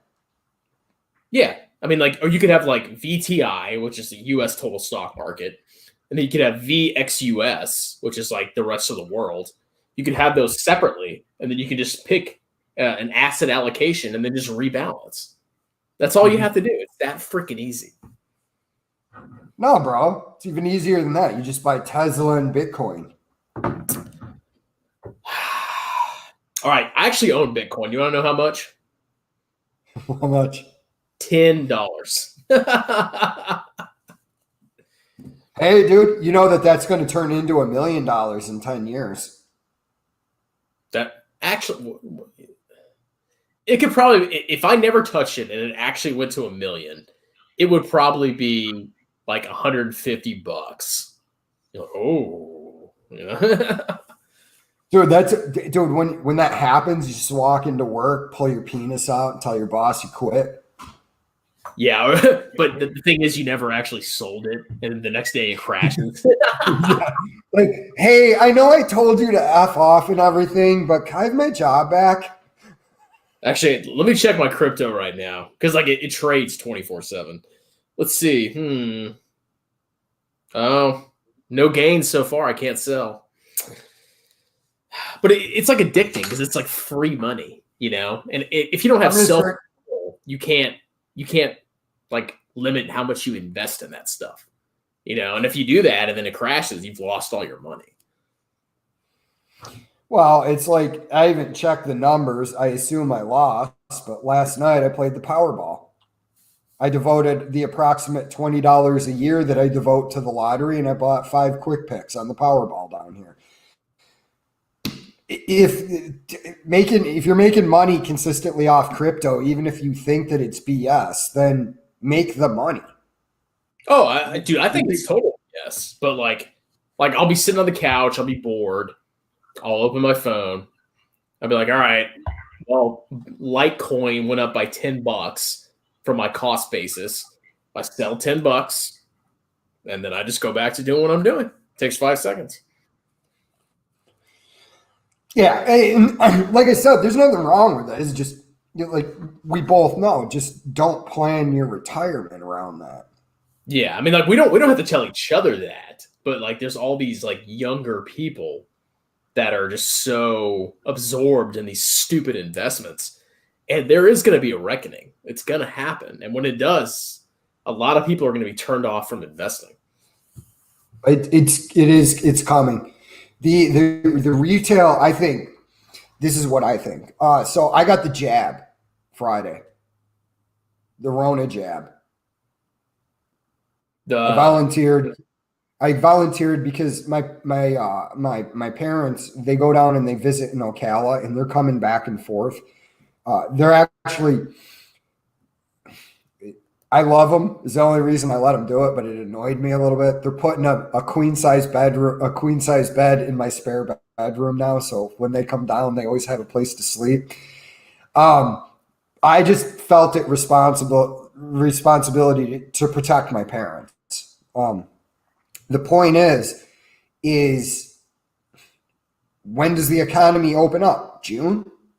If it does, you see a lot of these retail investors who are going back to work and don't have time to day trade the latest 10x stock. Yeah, but here's the thing. I think they will have time because all you need is your freaking cell phone, and then you just look at it for 5 seconds when you have a time off at work, and then you freaking sell or buy your stocks and you put it back down. That's how easy it is. True. I'm wondering when the correction happens. Correction. You can't predict it. It's impossible. I mean, there might not be one for 5 more years. I mean, like the Federal Reserve has done a pretty good job of stabilizing markets and avoiding depressions.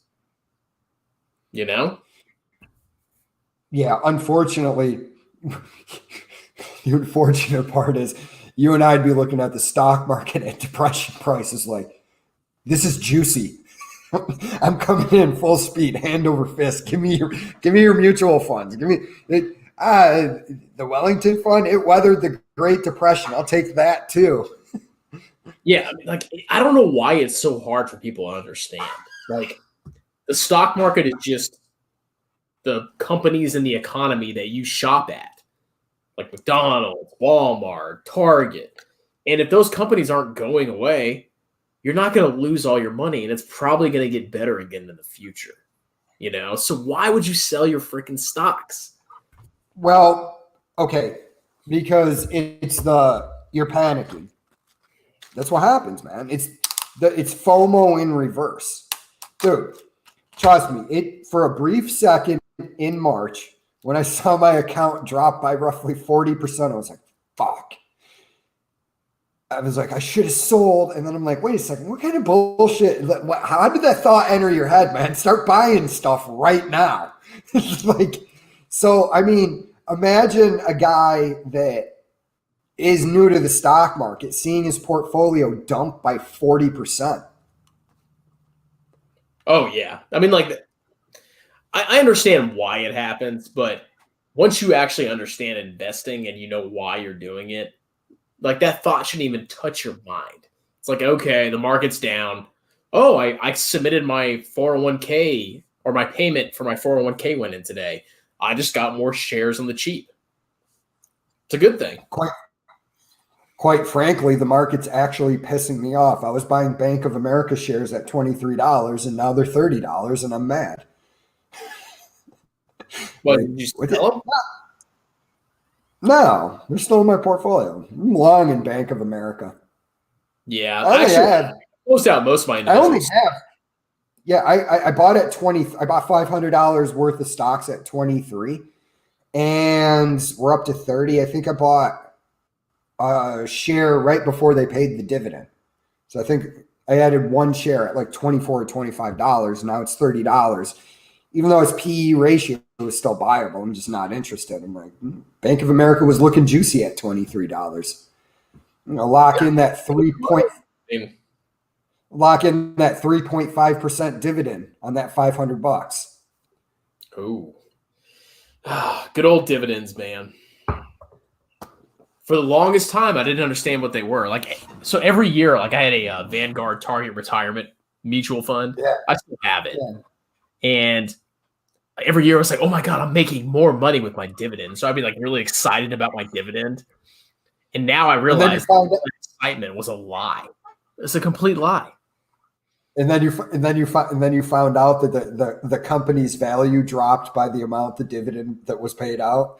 I know that now, but before I used to like every year be like, I would refresh the Vanguard page to like see what percentage they were going to pay out because I thought I was making that 2% or whatever. And every year I was just paying more taxes for no reason. That's it. Yeah, that's the problem with dividends. But if they're in a tax advantaged account, I like them. I was a dumbass, man. Like I was like, well, I haven't maxed my TSP yet, so why would I put it in a Roth? Like I had some stupid logic. And I also thought I was going to retire early, which... You thought you were going to fire? I thought I was. I mean, I kind of had a point because I was married to a captain, and I was a captain. Hold on 1 second. My back teeth are floating. All right, I'm going to take a piss. Yeah. And then we'll restart.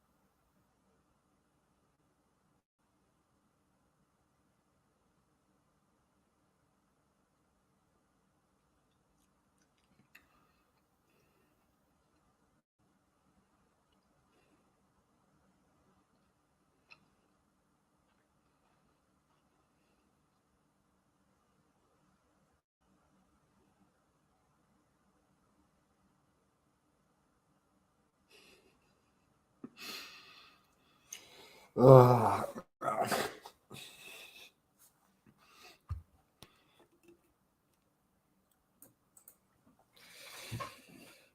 Are your teeth better now? Yes.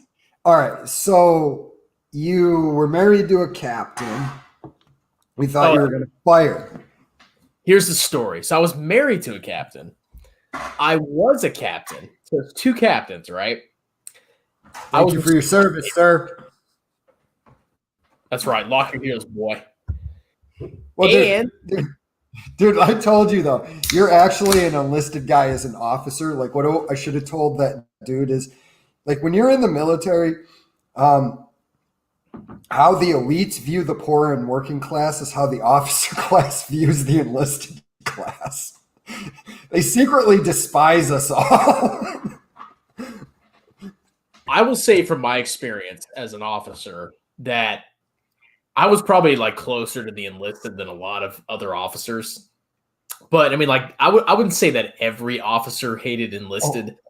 Yeah, but there were some like, West Pointers that were like complete stuck up douchebags. You know what I'm saying? And there were other guys that were a little bit cooler. And these are the pogues that come into an infantry unit and can't. I mean, I can't, but can't find their point on a map. Like this E3 is stupid, sir. We're off grid. Yeah, well, see, the stereotype is that officers suck at land nav. But the funny thing is, I would say most like young infantry lieutenants are actually stellar at land nav. Like, really? I am good at freaking land nav, dude. I have never failed a land nav course. And I've done some serious freaking land nav. I'm good. I'm good. Dude, honestly, all the Air Force officers, all the butter bars that would come in CE, we would just look at them when they would. There were very few of them. We did whatever they said, but there were very few of them that we actually respected. We're like, Jesus Christ, it's fucking milk drinker, man. Like, they'll look at you like a savage because you're covered in oil because you just did your generator. And they're like, why is your uniform dirty? Like, I just changed oil. Yeah, I mean, you get some types that are like that. I mean, but there are some good ones out there. But no, I mean, Drew, trust me. There was a woman who, when she left the Air Force, she was a captain. Kelly Jaramillo. She's from New Mexico. She was one of the best leaders that I ever had above me. Nothing but respect for that woman. Trash, and you get really good. Yeah. You know, I respect her. I respect her opinion now to the point that, like, if we were in a horror movie, I'd be like, I think Kelly should be in charge. I just do what she tells me to do. Like, she was a brilliant woman. Suck. Well, she was the type of person. She was the type of person that you and I could be talking about stocks and she might not know anything. And then 3 weeks later, she starts coming in and you're like, Jesus Christ, when did you learn all this? It's like, oh, I went home and after work, I spent 6 hours a day studying all this stuff. Yeah, she's like that type A kind of person. Oh, complete type A personality. She's going to know more about, if you know more than her about a subject, unless you're like a complete expert, in a month, she's going to know more than you. And she's really smart. Like, I consider myself smarter than average. I felt like a moron talking to her a lot of times. Is she still in the military or is she doing something else? I don't know what happened. I lost touch with her. I used to keep touch with her on Facebook. And then she joined the Army Corps of Engineers after she got out of the Air Force. And then I don't know what happened to her. I'm sure she's fucking super successful today. She's a brilliant woman. But how much does she have in her TSP? Huh? How much does she have in her TSP? Probably way more than either one of us. But, okay, so you're married to a captain. You're like, I'm going to fire. Oh, so if you are military, you can fire. Like, it's actually legit. So I was a captain. I was married to a captain. And I was a super saver. So imagine saving like $3 million by 42, which is possible with two captains, you know, and you're freaking cheap. And then you have frugal. And then you have two pensions on top of that. Can you imagine how freaking rich you would get? Well, you could do this, man. You could do this. You get to the point where, you know, you retire, you're actually making more in retirement. And I just talked to a major, and she was retiring. She's going to be making more in retirement than she was working, and she's in her 40s. And it's like, this woman at this point, really what she could just do is throw down the gauntlet. If she had been maxing out her TSP, I'll just let the interest do the work. I'm going to go and just have fun. She doesn't have anything to worry about. When she's 59 and a half, she can start taking the dividends. Yeah, I mean, for me, like, I have enough invested where I know I'm going to be fine, but I can't Yeah. stop doing it. It's kind of like an addiction. It's like if I didn't I'm max Roth this year, I'm a failure. You know, like I have to do it. I'm not going to be with the purchase of the house. I'm not going to be able to max my TSP and my Roth this year. And it bums me out. I'm like, I can do this, but then I just run the numbers and I'm like, you're not going to be able to do it. You got to buy this, this, and this. You can probably get close, but it's bothering me. No, but here's the thing. That's what gives you the fire to make more money. Like I'm in the same situation. So I'm about to have a kid in June or July, and then my wife's going to drop out of the workforce. So now I don't have that extra cash that helps me or max out my TSP. So I'm probably going to have to cut back my TSP contributions. And that stresses me out because right now I'm maxing it. So it's such a rush, isn't it? Getting that max in, and you look at it and you're like, dude, if I make it to be an old man, like I maxed it. I made to be an old man. I'm just gonna be getting paid for nothing. I know, dude. I had my first contribution Friday with the so if you invest $750 biweekly, you'll max it. And I looked at that first contribution. I was like, damn, I put in $750 and I got like $110 match. I put in $800 freaking dollars in 2 weeks into my freaking TSP. And damn, you know, after freaking a year, 20 something grand. Whoo! Dude, this guy didn't understand. He's 100% disabled. He works at the VA. He goes, I was maxing my TSP, and then these idiots, they stopped taking the money. I go, that's because you maxed your TSP. He was putting his entire paycheck in there. I'm like, you maxed your TSP. You can only put $19,500 in, or it might be a little bit more this year. And he goes, oh, that's why they did that. I go, yeah, just leave it alone, brother. You're good. And then I go, where's your money going? And he goes, I don't know, in the TSP. I go, this is a problem with you people. You don't know where your money is at. And he goes, where's yours? I go, S fund and I fund. Yeah, I mean, like I know exactly where my freaking money is going. And if I max my TSP, oh, well, have I maxed my Roth?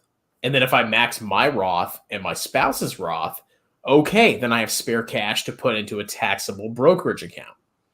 Mm-hmm. And, you know, like if the next year rolls around and I have really nice gains in my taxable account, I'll sell that and use that to max my IRA. I have a problem that I need to address, and that is I had a lot of money in a brokerage account because it was in the Vanguard Healthcare Sector Fund and VTI. Well, the total stock market, not actually VTI, and I've just let it sit there. And now I have like $45,000 in my brokerage account. So I have to sell that. I would have to sell that to put it in my Roth. Do it. I'm like, Do it, dude. I know, but it's going to Roth for 20 years. So pay like $1,000 in tax. Worst case. Yeah, I know. And then you invest that, and that grows tax free for 20. No, I know. I know, dude. I don't want to pay Uncle Sam. That's the problem with it. I'm like, you're going to pay him now, or you're going to pay him later. Yeah. No, you're right. And like, if I can't max my IRA with just like cash flows, I'm going to sell some of my taxable investments and I'm going to put it in my freaking Roth. I know, dude. I know I'm being irrational and being a spoiled child about it. It's not like I wasn't aware of that, but I was mad. I'm like, AOC, you go away. This is my money. I don't want to give it to you. I mean, the thing is, we're at a point where we don't make enough where we're really going to be penalized. So if we sell, we're going to pay a low tax rate, you know, especially if you're in Florida, dude. You're in freaking. There's no income tax. Sell it. Well, yeah.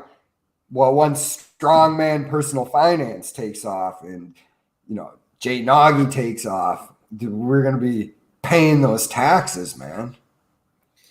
It's going to be a while before we get up. I'm totally kidding, dude. I'm going. Yeah. Totally.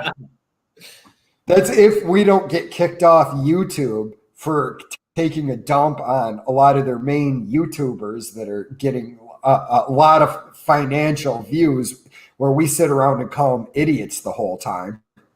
And that's what I love about Sven's channel. You can tell that's what he wants to say, but he doesn't say it. He'll put them up on his videos, and he goes, these guys are doing this. And I could tell he just wants to just do one of these, but he doesn't. And it cracks me up the whole time. Yeah, because you're right. Like, I didn't even think about that. Like, if he does, and they're making YouTube a lot of money, they're gonna censor him. They're gonna cut him off because he's gonna hurt their profits. Mm-hmm.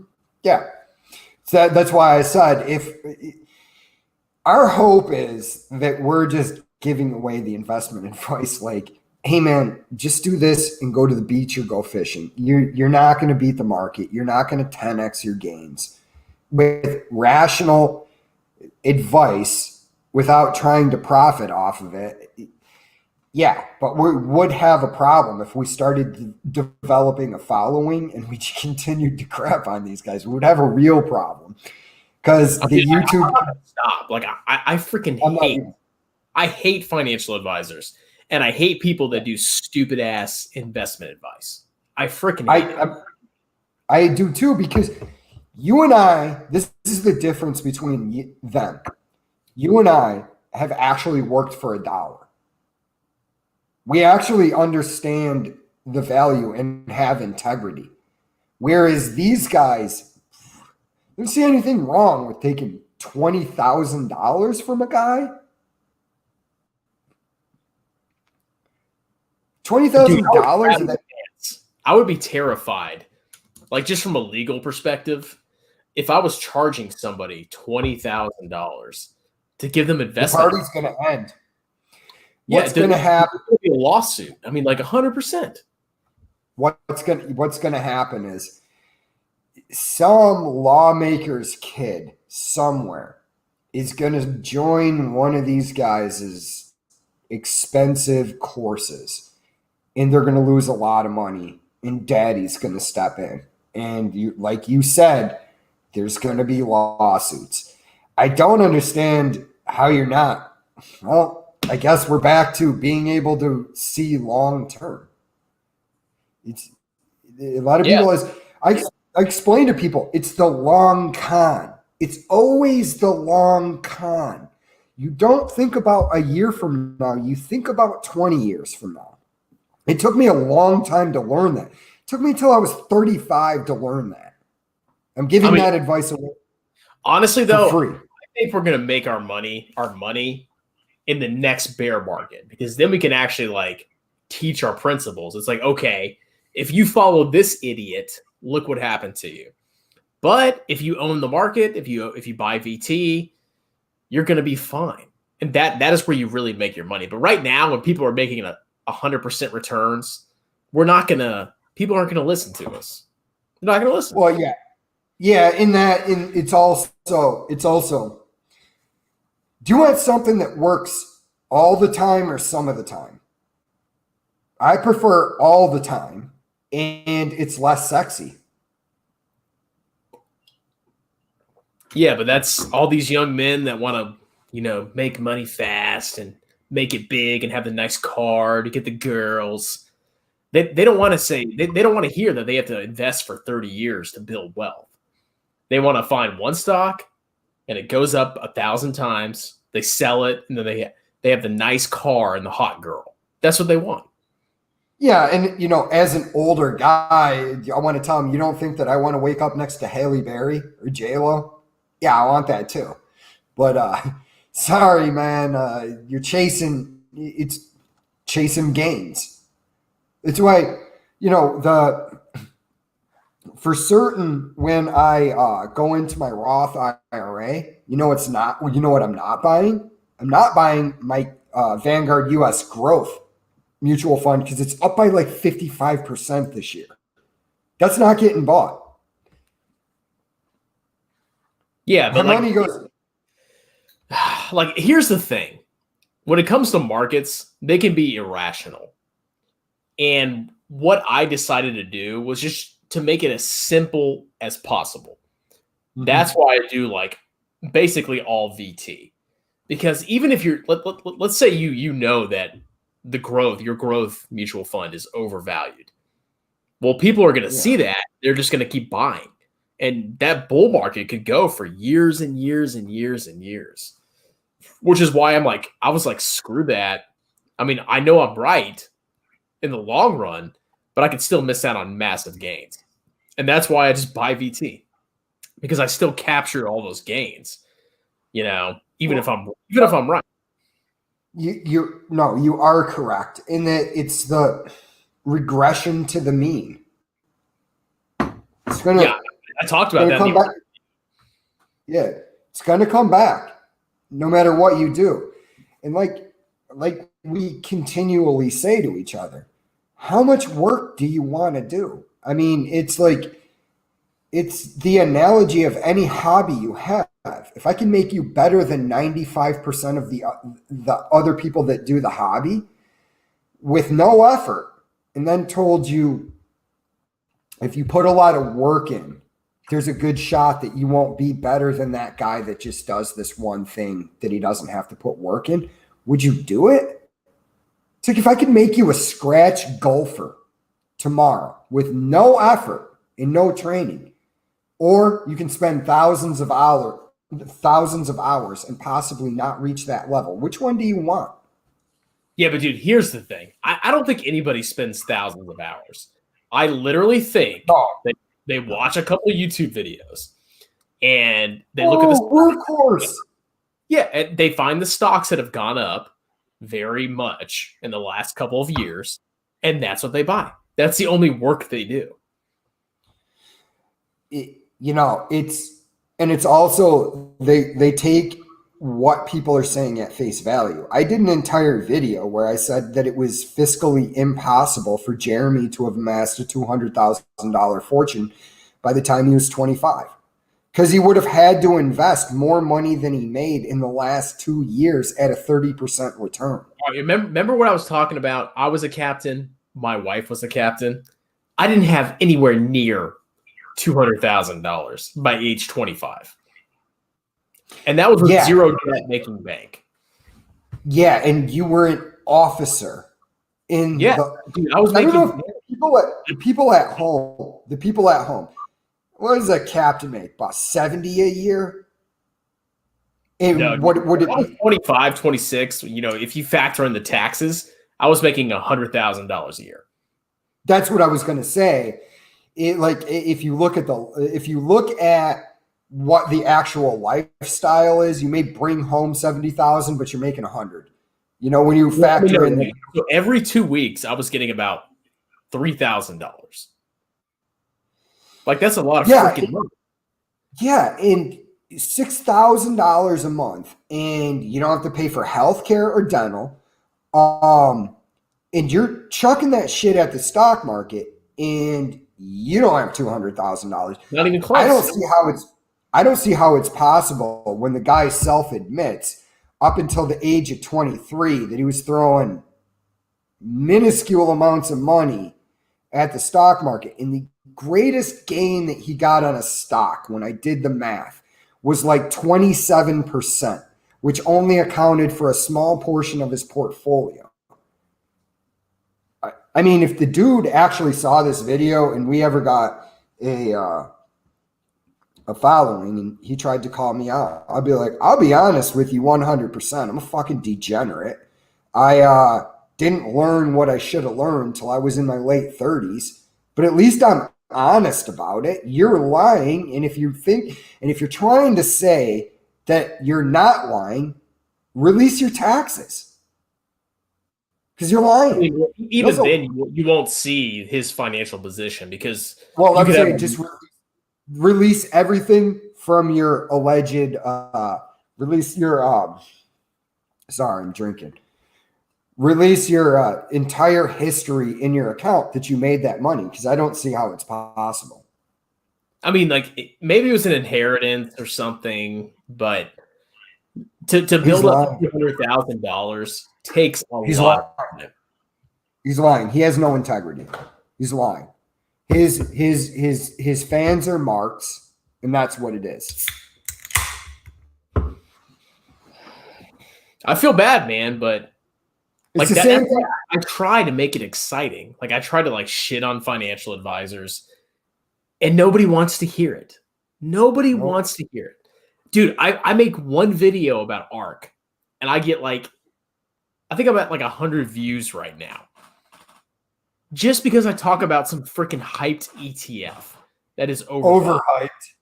And dude, like all my other videos get like 20, 30 views. But as soon as I talk about ARK, oh my God.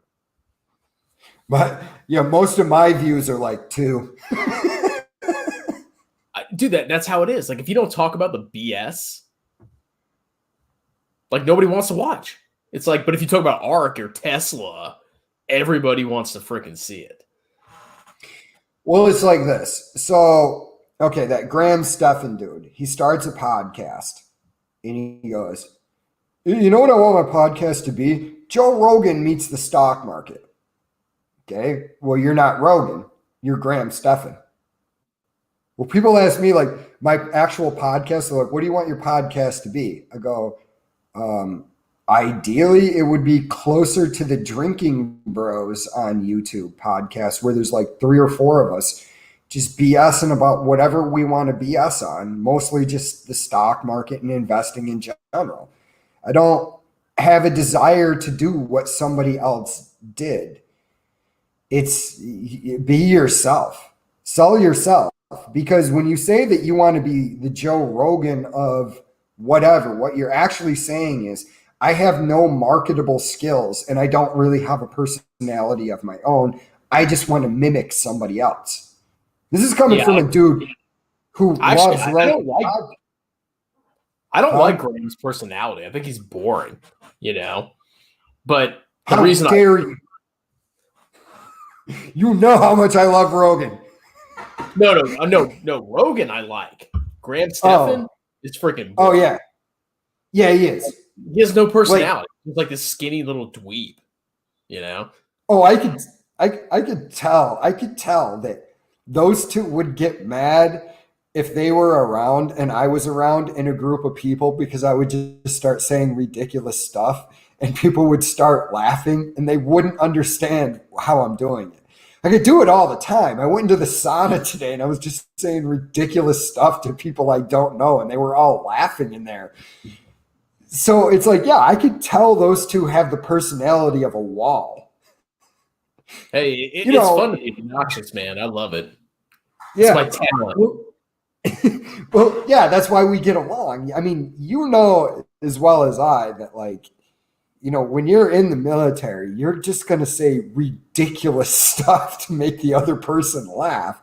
And that the people that don't really have the personality for it just get pushed aside. We're like, yeah, all right, whatever, just go over there. So anyways, I was at the bar. Oh, dude, like when I was in the military, man, I was a freaking party animal. Every weekend I would go Friday night and Saturday night and I would drink until 2 or 3 in the morning. Every weekend. And if I wasn't out drinking, I felt like I was like not complete, you know? That's just what I did.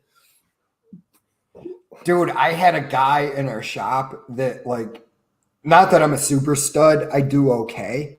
You know, I don't really right now do okay at all because I'm on Saturday night, I'm doing a investing podcast with my friend and I'm at home. But dude, I had this guy in my shop get pissed at me because he goes, you know what I'm tired of? He looks at me one day, he goes, I'm tired of you coming in here every Monday talking about how you hooked up with this girl that you met at the bar.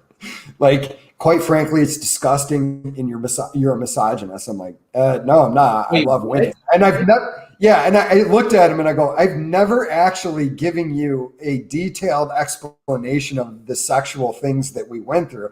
I just talked to my friend about I was like, I would be talking to my buddy Joe, Big Joe, man. he was like 6'4", like super long arms, just a giant man. And I come walking in, like, Joe, I met this girl at this bar, and she's fucking super hot Mexican girl, and I took her back home. This guy never got laid in his entire life, man. And he'd be like, "You're a misogynist," and I go, "Yeah, okay, dude, that's what that's about." Oh, 100%. I mean, that's pure jealousy. People like that, you just can't acknowledge them. It's like, okay, I'm a misogynist, yeah. But somehow the girl liked me and wanted to come home with me. But I'm such a bad man. Yeah, man. Yeah, I mean, the gist of what I'm saying is I judge people on like, would they have gotten along in a group of military dudes? And you can throw it into like a group of like guys that do jujitsu because they're the exact same way. They say ridiculous stuff to each other the entire time. And I just look at those two and I'm like, we would all be looking at them like, yeah, you're boring. Not fun to be around, man. I mean, where I'm at, man, it's hard to find. I mean, like, I'm an accountant. I work for the government. There's like one or two guys that are my age that were prior military. Everybody else is like, well, it's mostly females. And they're all like in their 40s and 50s and 60s. So it's kind of hard to like find people so you have to talk to. Yeah, so you have to be bland at work. Yeah, I mean, like there's like there's enough guys where I can like kind of get away with it, but you always have to be like on your guard. It's like, well, if I say this wrong thing, you're freaking done. Oh yeah, you have to be really like. Listen, when I'm at work, how I am with the opposite sex is completely different than the way I am in real life. Like I will say love, give girls a hug, I give dudes a hug too. But at work, I'm very standoffish. They'll ask me like, "Oh, I heard you do stand-up comedy. Do you have any jokes?" And I go, I can't do that at work. But fortunately, most of the dudes that I work around, like we were talking, I go, "Dude, did you hear about this? How crazy people are getting with COVID?" I go, "This woman got mad at another woman who was in her 80s. This 30-year-old woman turned around and punched this old woman, and she fell back and she hit her head. This dude I'm working with, without skipping a beat, goes, 'Good, then she doesn't have to worry about COVID.'"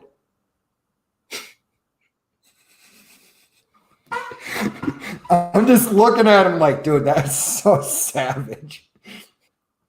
You can't say that at work. You're going to get fired instantly. Yeah, but like where I work, there's a lot of. But like that's why I want financial independence, because then like I don't care. Like I can say whatever I want. I can express my opinions. And I don't have to worry about like, oh, my boss, well, Chris, I heard you didn't like communism, and that's really not appropriate at our workforce. I don't have to worry about that. That's why you're looking. Then you're looking at him, and you're like, I work for the United States government, and me not liking communism is a problem. I think that should be encouraged. I know. Like my wife is like, you should tone down the anti-communism. I'm like, why? We live in America. This is not communism. This is not a communist country. This is the opposite of communism. Dude, like, in America, every American citizen should look at it like this. When the subject of communism is brought up, it should be like a hard, like stiff arm and a spin move around the person that's talking about communism, where you say like, listen, dude, you're not freedoming hard enough. I can't have you in my general vicinity. You're going to take some freedom away from me. Yeah, and like honestly, like I'm actually optimistic about the majority of Americans. Like I really think the average person is not as communistic as the media makes it out to be. Listen, when I've been like my buddy John on a podcast, I said I'm center right, and he goes, "Really, dude? I would think you're center left." And okay, if the label fits, I don't really like the labels, but I think some government programs that are socialistic, and I say this all the time, are good. Like, a firm belief I have is I don't know what's the better system, a public system or a private system, but I do know this. Make them compete and prove to me which is the superior form. That being said, I am totally and utterly opposed to totalitarian communism. I'm not going on the train. I put it out there. I'm not going. I'm not going along with you silencing other people or using financial terrorism against somebody who just merely holds a different opinion than you. And like you said, that's the advantage of the FIRE movement. I'm not going to list them now, but I would probably, if I won that Powerball lottery, I would probably buy an hour of airtime and spend it telling all of these different people on a list to F themselves. Yeah, I mean, like, honestly, like, the more money I make, or the more my investments grow, the more confident I become in saying what I want. And that actually makes me feel better about myself, because, for so long I had to like censor everything that I thought, because it's like, oh, am I going to get in trouble at work? And now I'm at the point where I just don't care. Like, I'll say what I want on Facebook. I'll tweet whatever I want, and I don't worry about it. And if somebody gets mad, well, it's like, okay, go complain to my boss. And if you want to fire me, cool. This is the thing. This is the thing that I say to people. We're like, oh, you sound like a writer. You support what happened at the Capitol? No, I don't support violent uprising. It said the same thing about the riots in the summer. It said the same thing about the Kavanaugh hearing when people were banging on the doors. Just because you don't like something doesn't give you the right to hurt other people. And I guess it's a controversial opinion now. Honestly, man, it's best to just totally remove yourself from all that BS. Like, I try not to it is anymore. I realized this week why I'm done with Facebook, other than, looking for open mics or with you and I doing this. I'm like, I just was reading people's stuff and I'm like, this is just poison. This is literally just poison.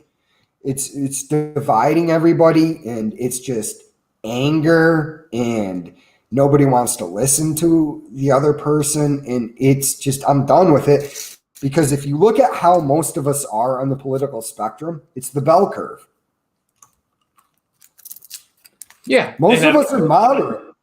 People get so obsessed with the politics, but if you actually walk outside and you talk to people, nobody is really suffering. Like, all the tension that the media talks about, it doesn't exist. Just go out, live your life, accomplish the goals you want to accomplish, and don't worry about some idiot politician. Like, it's all freaking theater.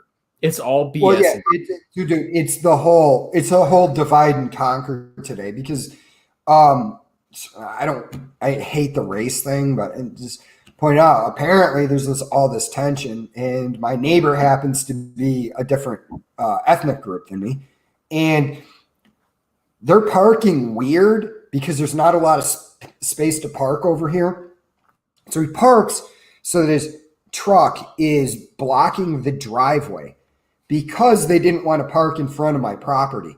The second family member I told from that family, I go, hey man, you can park in front of my house. I don't care. But apparently there's all this tension out there. Just me and my neighbors. There's every ethnic group in my neighborhood. Hey, what's going on? Smiles. Yeah. Honestly, like, where I live, it's very homogenous. So I don't really have that problem. But I mean, like, I've lived in like poor neighborhoods, and I never really had any problems. I would just go to work. I would come home, and then as soon as I walked in my house, that was it, As long as there's not gunfire outside, I don't really care. As long as they're not trying to shoot me, I really don't care. Because, I mean, if we were neighbors and you were shooting in your backyard, I'd be like, hey, man, we shooting. But bullets are expensive, man. It's hard to I know. I'm not going to tell you what I bought, but I just paid $18 for one box, man. Yeah, Jesus dude, Christ. the only reason I don't go shooting is because bullets are just too expensive. They're way too expensive. Yeah. Dude, it's I don't look when people talk about the coming gun confiscation, I go, I don't know if I believe that because there's like 7 million new gun owners and a lot of them are lefties. So I'm like, they're gonna discover that they like guns too, and then they're gonna discover my support for them owning guns. People don't understand this. We have a federal government, and then we have state governments. And if you live in a conservative state, nobody's going to come to your state and make you give up your guns. You're going to be fine. All that talk and BS, that's all federal level BS. But if you live in a state that's conservative, who cares? This is my opinion on it. Always flex your rights. They're like muscles. They need to be flexed. And I don't mean be a tactical douchebag walking around with his AR-15 who's never been in a fist fight threatening the governor in whatever place. But what I mean is, like, just voice your opinion. Like, hey, we want to get rid of high-capacity magazines. Those are standard capacity magazines. We don't want assault weapons. Those are objects of defense. If you want to play this semantics game, I'll play with it all the time. And, just simply things like, I don't think anybody should be censored. I think if somebody holds a poisonous ideology, I think it is something that we should all hold up and be like, hey, man, there is something going on here with the way this guy thinks. And it's, I don't want to say wrong thing, but he holds a poisonous ideology. Yeah, what actually bothered me was the them kicking Trump off of Twitter. Mm-hmm. Like that seems like a very extreme step. Companies are kicking off a president. Yeah, now you're going to them threatening Parler. Yes, like I'm on that. I'm on Parler too, but like this is my hope for this whole thing is that Jack Dorsey gets a lesson in economics. I'm going to say this, like I know this goes out to the world, just saying, I may not agree with what you say, but I am vehemently opposed to anybody being silenced, even if I find their speech abhorrent. No, like today, I was finally convinced that these big tech companies are actually monopolies. Like 100%. No, they are. 100%. And today was a day I was like, oh my God, they kicked off the president. They're going to ban the app from the freaking, Google App Store and the Apple Store. Like, holy crap. These people literally control whatever you can see or what apps you can download. Like, that should not be. Yeah. I agree. And I was going to bring this up, man. We'll probably have to call this in a few because I'm getting drunk. I don't know what I'm going to say. I don't want to call anybody a C word, but understand, this is the thing that I don't think a lot of people understand, is that when you give the power to silence one person, eventually the guard's going to come for you because you can never be in total compliance. And it's like, I don't think that Donald Trump was objectively a good choice for president. I just think that he was a less bad choice than the one we got, who was intellectually compromised. And to say anything else, I don't know how you can say it like any other way. It's obvious. I mean, but just the fact that a company can stop the president of the United States from talking to the people, I think that's too far. I agree. And I get the argument. They're private companies. Build your own. Well, we're at a point where you can't really do that. And then I can counter you with the argument that they use public utilities. It was the public that paid for most of that, unless I'm incorrect. I could be. But my understanding is they're using the grid that we paid for with taxes. At that point alone, you're no longer a private company. Yeah, I mean, if it leads to one company being able to censor one political ideology, that is a complete monopoly, 100%, and that needs to end. That can't be allowed. I mean, even if it's like communism, okay, you can post your stupid communist BS, but that should not be censored. Yeah, it's one of those situations. I'm hopeful that it's going to get sorted out. This is my opinion on it. Most of us are moderate, and we need to tell the extremists on both sides to sit down and shut up. That's what needs to happen. Man. It makes the news interesting. It's not going to happen. The news is interesting, Well, I mean, you had CNN calling for the cancellation of Fox News, and it's like that's why when you listen to my podcast and I joke about my consulting company, I really need to start it so I can go to CNN and just be like, all right, listen, let me tell you why getting Fox News kicked off the air is a bad thing, because you're going to have half the country feeling that they don't have a voice, and that's just fundamentally dangerous. Tucker Carlson's calling for extremism. He completely denounced the violence on Capitol Hill, and anybody that is an actual, in my opinion, a patriot, doesn't think that you should be rampaging anywhere. You think that you should be setting the example by how you act, like simply saying, I disagree with what you're saying there. I mean, like, if you actually have a job and you're, trying to build a future, you're not going to be rioting and bursting into Congress or Capitol Hill. Like, of course, those are like the losers of society. I don't agree with AOC on 99% of what she comes out of her mouth, but I don't want anything physically violent to happen to her. And in fact, I don't even think I would like her in person, but if somebody tried to hurt her, I would definitely be a person that steps up and goes, hey man, you can't do that. Well, who says? AOC me. And it's me, and I'm gonna try and prevent it with violence. That's how that works. No, I'm saying AOC would like me though. You know what I'm saying? Oh, dude, she would hate us. When we just started mocking communism. Like, what do you mean you don't want to pay higher taxes? Well, let me explain to you why the Green New Deal is not feasible fiscally. We can print as much money as we want because we own the press. That works till it doesn't, and then we're all poor. Look, I just want to work hard and then get paid and then be able to spend my money. I know. That's crazy. That is a crazy concept. Well, if she was arguing with me, I'd be like, I can't argue with you anymore. I don't have the mentality. Here's Thomas Sowell.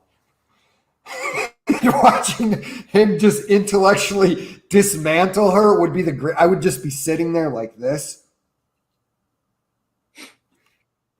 watching in awe as she's just dismantled in everything that she says, where this dude just calmly, let me tell you why that's stupid. Honestly, though, like, no matter what happens, I think if you own stocks internationally and in the U.S., I think you always win. You always freaking win. I agree with you. I mean, look, when we talked about the Great Reset earlier, that ain't going to happen. But when we talked about that stuff, it's like ultimately you're going to benefit if you're the asset owning class, no matter where you fall on that spectrum. So I just throw it out there. I'm getting a house for free. Right now, this house that I bought is free. My mortgage rate is 2.87%. Inflation is going to pay for it. No, maybe not, because the Federal Reserve is targeting 2%. So you're going to pay 0.87% interest. Yeah. So I mean, if you're an asset owner, and I feel for a lot of the people that feel they've been left out of the economy, but look at the amount of money that I've been able to generate in my portfolio, putting away $100 a week, well, $100 a month in my M1 finance portfolio. If you look at what they don't get it. People that don't think about long term, it doesn't make sense because it's like, oh, it's $100. I could spend that on, better clothes. And they don't think that if you compound that over the long run, you could be a freaking millionaire. It doesn't enter their brain. You know what you know what my ultimate hope for my YouTube channel is the one portfolio where I randomly picked stocks using a random number generator yields the best results. Dude, so that I could just go, I've been told you, man. Dude, no, you need to get a Jeremy portfolio. You need to add a Jeremy portfolio. And every time that you make a video, put his freaking name in there and you buy all the stocks that he tells you to buy. But you only sell them when he tells you to sell them. I would have to do that on Robinhood because the only problem with M1, I was going to do an intrinsic value portfolio, but the problem I'm running into is, and I didn't think it out that well, is that the stocks in there are eventually going to be above intrinsic value because I'm dollar cost averaging in. If I could do a lump sum to that specific portfolio, I could do that. And that's a problem that I would run in with Jeremy. Because I don't have the same scalpel control in M1 Finance. I could do it on Robin. Huh? You don't no, have I do. But the problem is I'm dollar cost averaging into that entire portfolio. I need more control to do Jeremy's portfolio. But hold on, I got to take a wicked piss. Yeah, let me go too. All right.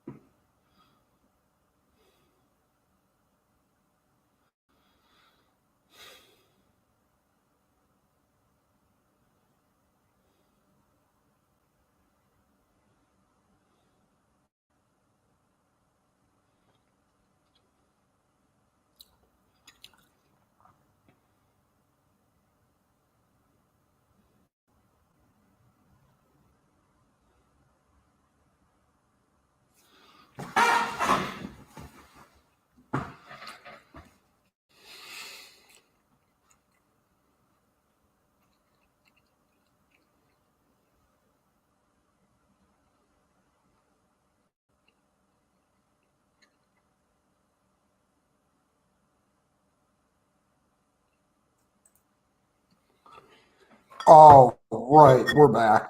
I feel like it's a Ron Offerman when I'm just sitting here staring at the screen when you're not here. I'm just staring at any listeners that are there, chewing gum, just looking at them. I was actually thinking, I was like, what if I didn't come back? What would he do? What if I just sat here for hours drinking beer, staring at the screen? Like, dude, I've been gone for 2 hours. Maybe you should cut it off. Loser. But no, the Jeremy thing is too hard because M1 Finance is a hammer. I need a scalpel to do that. I need to be able to buy individual stocks when I can buy them. You can't really do that on M1, or at least I'm ignorant of how to do it. Wait, so you're saying you can't, like, so if he recommends like 2 stocks in a video, Yeah. and like you can't buy those stocks. I can, but is he dollar cost averaging into them? No, I mean, he doesn't specify. You know what I mean? Yeah. I if you were a noob investor, what would you do? If Jeremy and you trusted him and he said, buy this stock, what would you do? buy it. Buy it. Yeah. But then again, do I got dollar cost average into it? No, I mean, like, you think the average guy, he probably has like a $500 or $1,000, and then Jeremy's like, "Oh, here's this hot stock," and they probably sell like half of it or all of it and put it in the stock. Dude, do you know how? All right, so I wish our guest would have stuck around. Like I said, there's no direction and we meander on this podcast. But do you know how much that dude hides his? He hides his buys and sells, because you'll see. Oh, this is the public account. Hey, I'm going, all in on 3M. Not a bad choice. I work in a hospital. Most of their products are 3M, but I'm going all in on Walgreen boots. Okay, but why isn't that in your public portfolio? Oh, I get. So you can hide the losses and present the gains. Yeah, That's no, how that works. He filters on gain, and then like all the losses, you can't see them. I thought about adding this to my channel though. I don't know if you want to do it too, but you could just start at 0, right? Or however you want to do it. But for the year, is show the effect in the TSP of your money on an Excel sheet. Like, so, okay, we started 750 in this pay period, 750 here, blah, blah, blah. And just going like tracking basically your gains over time. The problem with that is, in like 1 or 2 years, your TSP might suck. Mm-hmm. So, somebody would be like, hey, Chris's TSP went up by 5%, but Jeremy's Tesla buy. Well, no, I wasn't saying compare it to anybody, but for me, it's a documentation of the journey. You know what my rich journey gets right is the documentation of the journey, although I think they're unscrupulous for selling people courses that tell them to buy mutual funds, index funds. Hey, buy our $100 course. Hey, buy index funds. Hey, honestly, though, like, that is so rare. I actually support that. I actually think it's a good thing that there's actually a course that says, hey, ignore all the dumb BS that you hear and just buy VT. Like, I actually think that's worth money for somebody to actually understand. But not $100, brother. $10. Well, think about it. Jack Bogle tells you to do the same thing for $4. Use book off of Amazon. If somebody actually, so Jack Bogle, I mean, he's dead, but I mean, he's an old guy. He was. You don't ever fucking say Jack Bogle is dead again. He lives in our hearts. I'm sorry. He's we are Bogleheads. He lives on through us. he's running a marathon right now. Jack Bogle is immortal. All right, he's like Emperor Palpatine. He's gonna come back. I will go whip myself for 30 minutes. But anyway, Jack Bogle. He's an old man. You know, he's not very appealing. Like, yeah, he's very smart. But a lot of these people, they hear a bunch of BS every day, all day. But what if they had somebody that they actually liked, that they actually were attracted to on a sexual and personality level? And they told them to buy index funds. And they shit on people that did dumb crap. I think that's worth $100. I think that's worth $1,000. Could you imagine if J-Lo or Halle Berry in a bikini told you what stocks to sell, to buy and sell each week? Like, Dude, and they were up there. Oh, Halle Berry's up there. She's like, let me tell you why you need to buy index funds. You want to buy? Yeah, I do. That is my angle. It's like, okay, as long as you make it exciting, you can do it. You can make a shit ton of money. I don't know. I think we talked about this before, but I grew up, like when I was young, I was like 13. I watched Boomerang with Eddie Murphy and Halle Berry's in it. And since I watched that movie, I've been in love with Halle Berry. Actually, because it's like one of those things, man, where you're 13 and testosterone's just hitting you and you're starting to, you know what I mean? And then you see Halle Berry walk out, and I was like, Robin Givens is hot, man, but you're talking about Halle Berry here. Like what?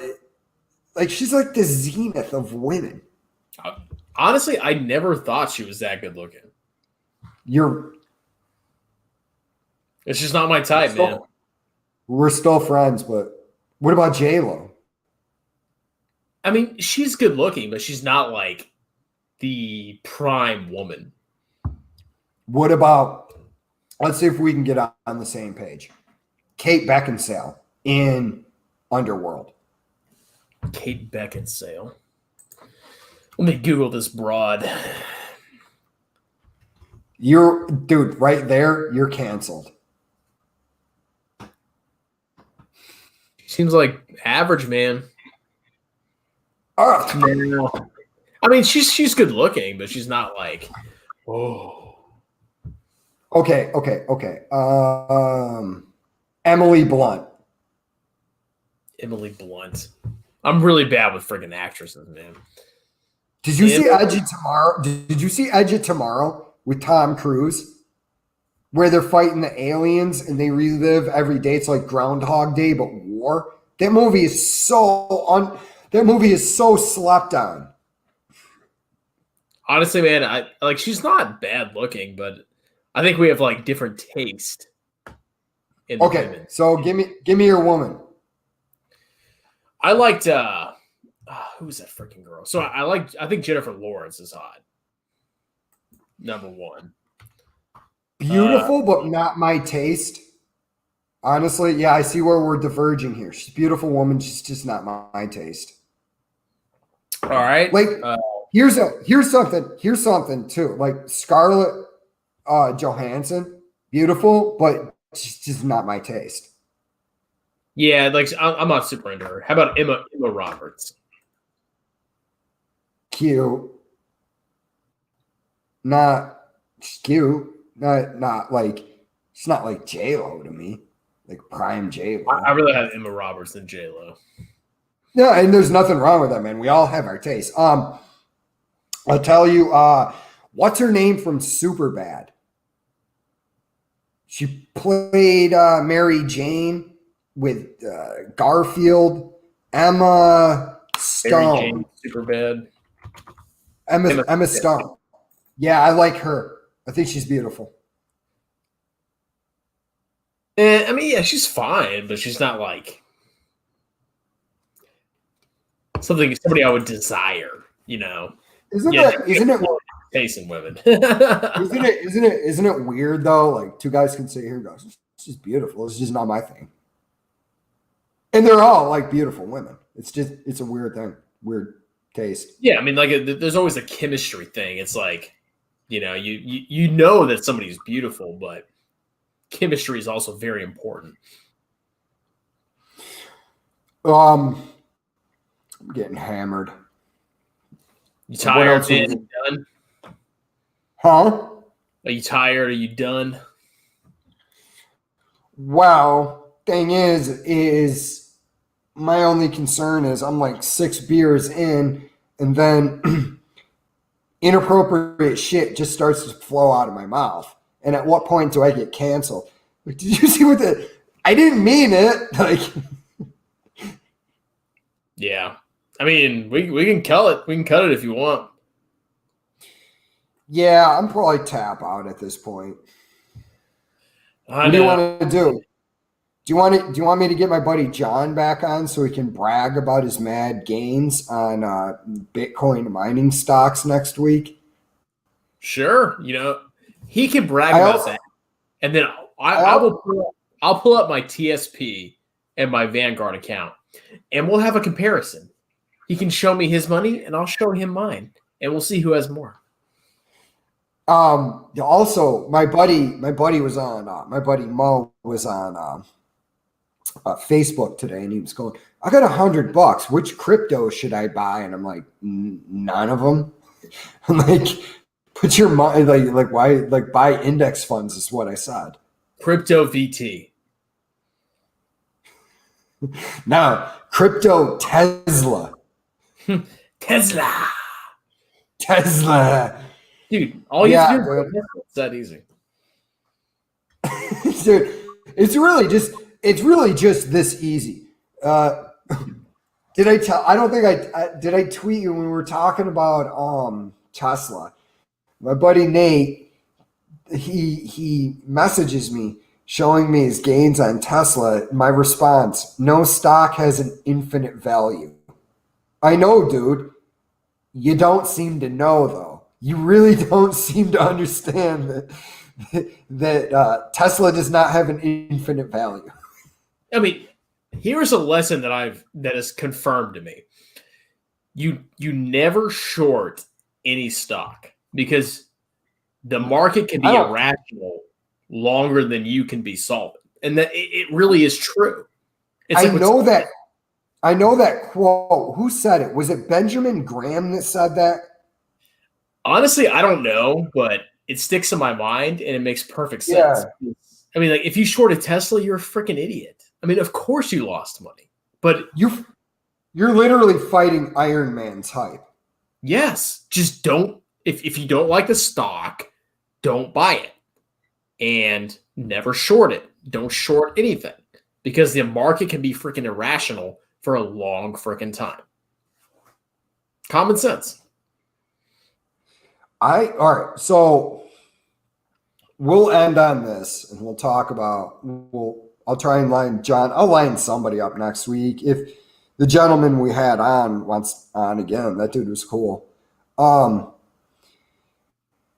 What do you really think the price is going to go to before it's collapse? How high are we going to get before people are looking at each other like, are you kidding me? What kind of market cap? Do we get to Tesla at $1 trillion?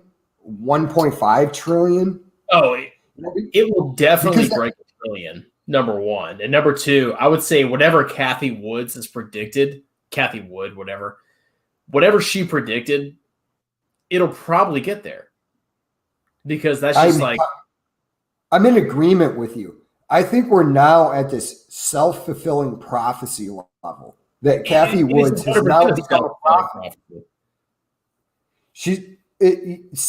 Dude, I encourage you to watch the Sven Carlin video where he talks about why he doesn't have any faith in ARK. It's actually what took that and the exorbitant amount that everything has risen took my confidence out of her. I was like,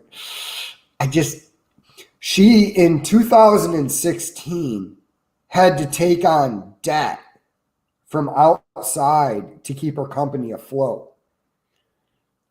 I mean, she's a good manager, but the problem is you become a victim of your own success. And once you get these massive gains, you can't produce those in the future because you don't have the capacity to really identify new stocks that are going to produce the same gains going forward. Like if you invested in Tesla when it was a young company, you've done great.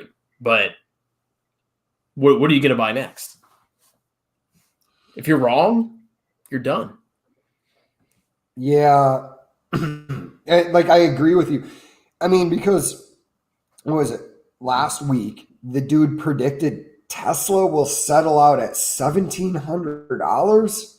Yeah. And I'm like, that's $8,500 a share, bro. Like, and the guy, not to crap on him, but he couldn't understand why he's saying you think it's less valuable than NIO. But NIO is overheated and Tesla split in a five shares.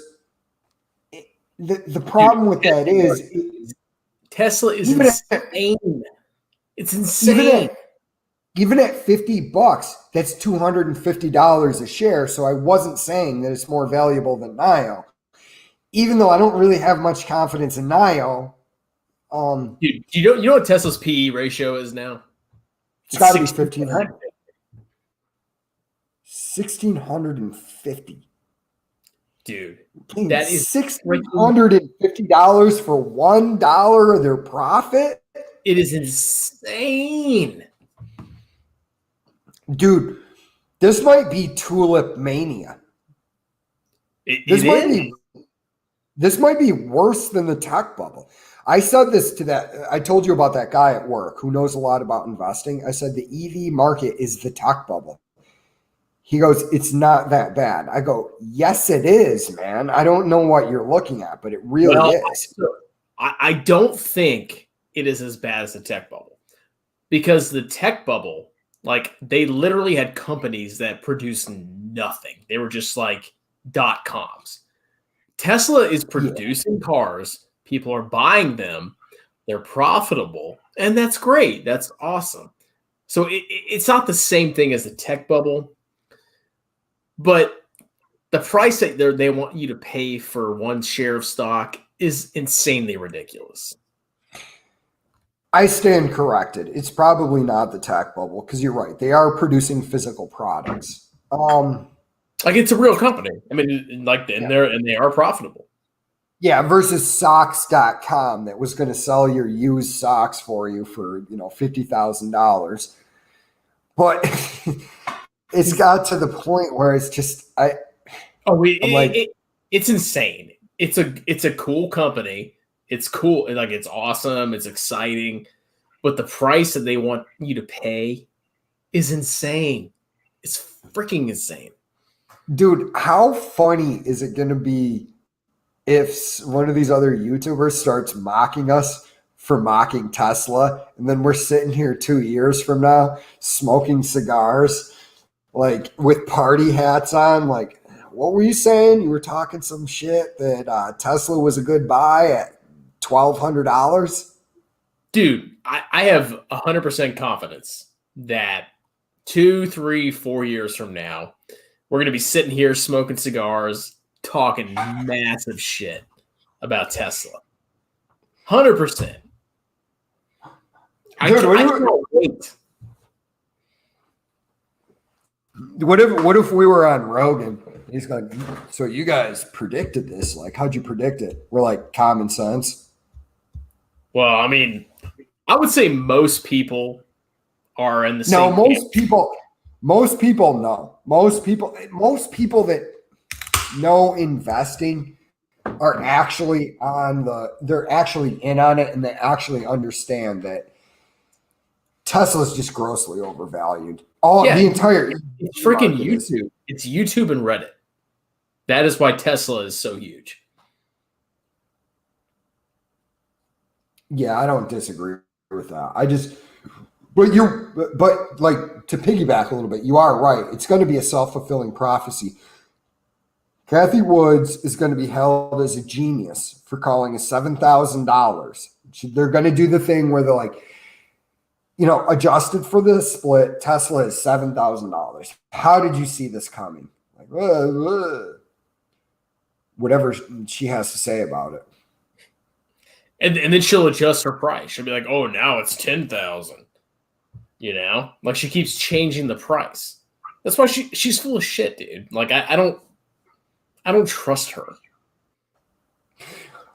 I'm in the same boat. I wasn't before, but like I said, like just the recent events that have transpired, I'm just like listening to her talk, and I'm like, I think you just throw out disruptive technologies as a buzzword. Yeah, because she's making money. So I actually calculated the management fees. They're making like $200 million a year. $200 million a year from management fees. On the 0.75 expense ratio? Yes, because they have like freaking $30 billion of assets or more. I mean, it could be more than that. Like I only saw like 3 ETFs. Yeah.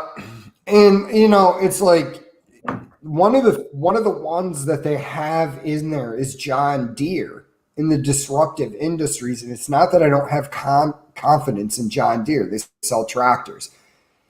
But when you're talking about artificial intelligence, maybe I just don't know where they're at on it. But I'm just like, dude, if you have any ARK ETFs, just sell. I mean, if you have like 30%, 40% gains, get out of it, put that in VT or VTI, and call it a day. I mean, because you got your gains, man. No, I 100% agree with you. It's up 154% in a year. Oh my god, dude!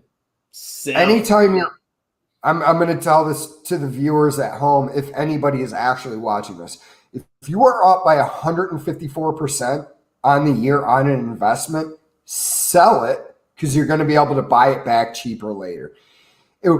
But Tesla's up 760%.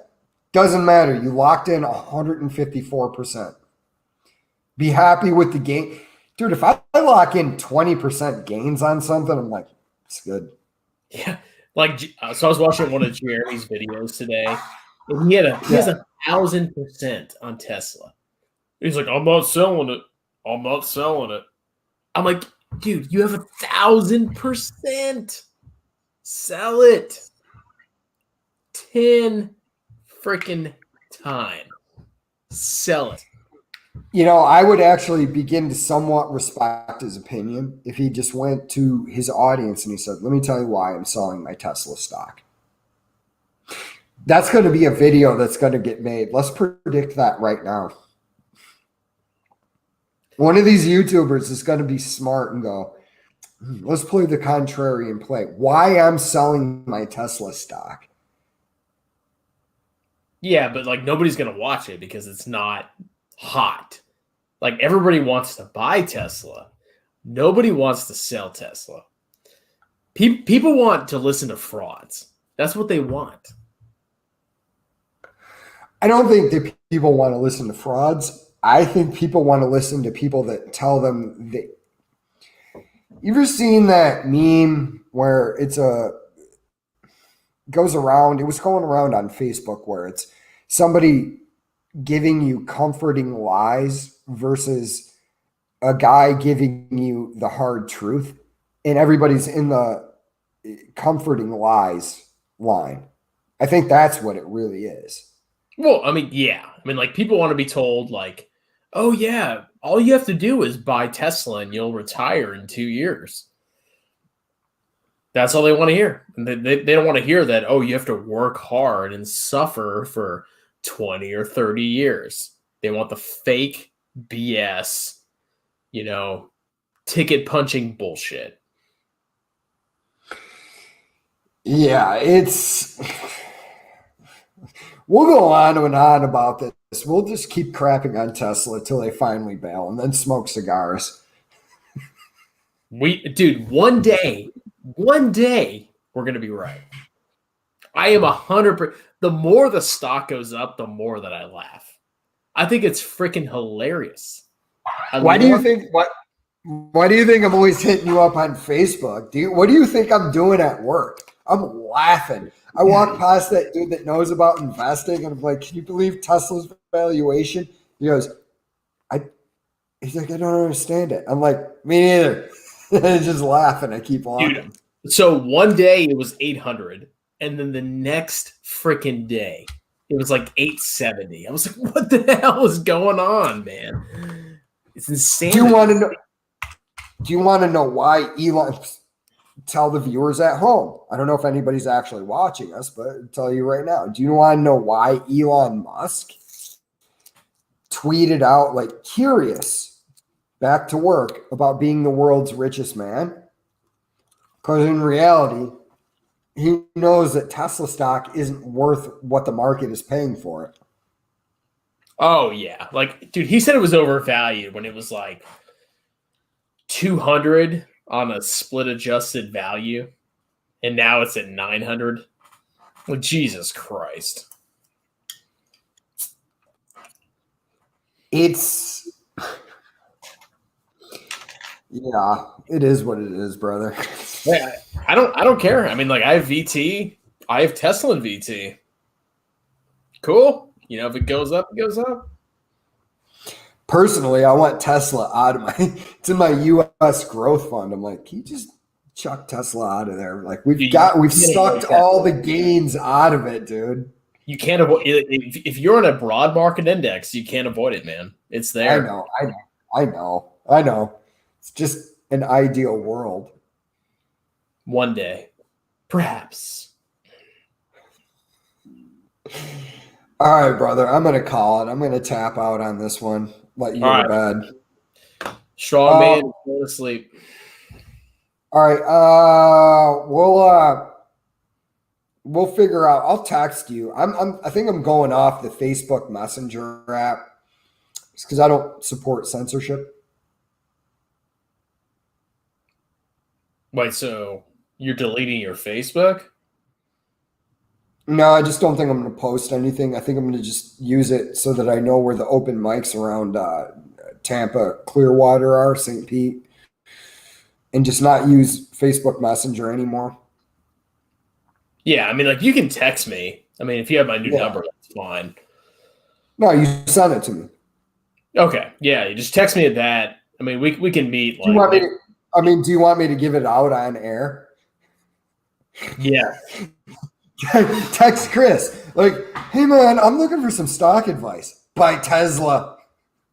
That's all. Tesla and Bitcoin. That's all I say, man. Tesla and Bitcoin. Yeah. All right. Yeah, brother. Oh, it's always fun, man. I actually enjoy this to where people are like, "What are you doing on Saturday?" I'm like, I got a podcast with my buddy. It's fun. We talk about investing and make fun of Tesla. One day we will hang out in person. Okay. One day. Why don't you come up to me? You're a single guy. One day I'll come up to Virginia and go to an open mic and bomb there for you. Dude, if you ever want to come up here, I'll host you. You can go. Like, there's actually a lot of stuff to do here. I think you'd like this area. Oh, I got a buddy I went to high school with. He lives in the Blue Ridge Mountains. That's kind of far away from here. Oh, I know, but he owns it. He actually owns his own hard cider company called Blue Toad Hard Cider. If you see it around Virginia, I don't know if you'll ever see it, but he has a restaurant in Rochester, New York, where you can go in there and get it. That's cool. Yeah, no, I've never seen that before, but like, yeah, man, like if you want to come up here, I mean, I'm married and I have a kid on the way. Okay, I can't travel, but if you want to come up, I don't know if I want. Like, I don't know if I would feel weird being in a house with looking at you should come up. Are you on leave? I'm on leave this week, honestly. Come up. I'm not fucking leaving, dude. I just moved into a house. I'm doing absolutely nothing. I'm gonna be honest with you. I'm so burned out from the move because of my injuries. Like, I went to my boss and I go, I can't do it. I need a week of leave. And because I'm the hardest working guy in his crew. He goes, not like bragging about that. He looks at me and he goes, I can tell, dude. He's like, you're just not as funny as you normally are at work. He's like, normally you're cracking me up all day. He's like, okay. I'm actually to the point where my mom and my stepdad, two of the people I've loved most in the world, I'm so burnt out when they called me and they go, we're coming down Wednesday and our queen size mattress will be there for your house, and you need to be there to receive the delivery guy. I'm just like, okay, that's fine. But I'm already annoyed with him. That's how burned out I am. I'm like, I am literally, this is what I'm doing next week. I'm going out and doing stand-up every night of the week, and I'm doing yoga, and I'm not doing shit that I don't want to do. I'm going to make videos. I'm going to set up my new 7-foot whiteboard and do how to fire. Did you get it in the mail? Yeah, it's here, dude. Dude, it's so heavy. I'm going to have another person come over to help me set it up. Jesus Christ. You're a madman, man. Yeah, but I mean, I can make an appropriate video on how to fire. Oh, dude, I have not made a fire video because of you. I am waiting for you to make the fire video. I don't want to steal your thunder, man. No, dude, do whatever you got to do, man. Hey, if you become the biggest stock guy on YouTube, me just being a guest on your show is all right. I got fans now. I can go do stand-up comedy. I'm pretty much a massive guy already, you know. I know, dude. You're blowing me. What do you got? Like 80 subscribers now? I got like 18. Yeah. Do you know how much work I do to get fucking subscribers? Like Parler, Facebook. It is so much BS. So much. Well, bro, it's hard. Look at it like this. You got to occupy 5 minutes of my time. Why should I listen to you? Personally, I think your videos are funny and informative, but it requires a critical mass. If you look at some of the YouTubers out there, like the Critical Drinker, he did that shit for 3 years and he had 400 subscribers till his channel took off. Yeah, I mean, like you have to be patient and eventually you'll get out there. But I mean, it is a lot of work up front. It's a lot of freaking work. Oh, absolutely. And you also run into, not everybody should do a podcast because not everybody wants to do a podcast. Like my videos aren't up on YouTube as much as I do my podcast. If you actually, somebody goes to my SoundCloud account, there's way more podcasts up than there are YouTube videos. Because sometimes I'm just like, I don't even feel like making a video out of this. Just go there and because SoundCloud is so easy and it's also connected to Apple, iTunes. I don't even know how many followers I have there. Just go on and I do what I like to do, rant about stuff that I see in the media. Yeah, I mean, I'm actually like I don't have a podcast. I just have a YouTube and a Facebook. I mean, maybe I could branch out. Maybe that would help grow my brand. But I'm more of a YouTuber. Like I like to be in front of the camera and just talking shit, stuff like that. Yeah, but it costs nothing to just throw some Audacity on your laptop and record it and then throw it on SoundCloud.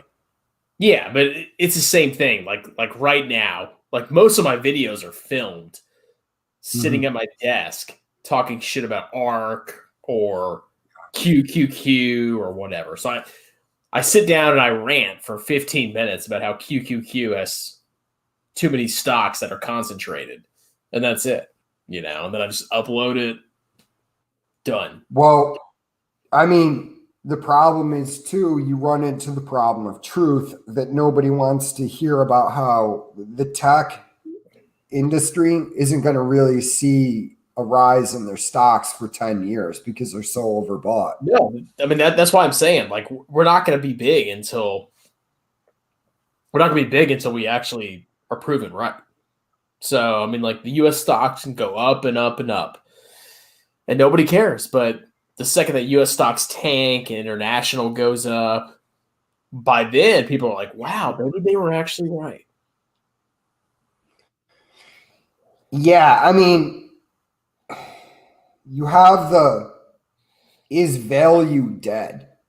That's what they No. And it's like, and I just look at people, I'm like, value investing is not as sexy as growth investing. Growth investing works sometimes. Value investing works every time. Yeah, dude, my small caps are small cap value.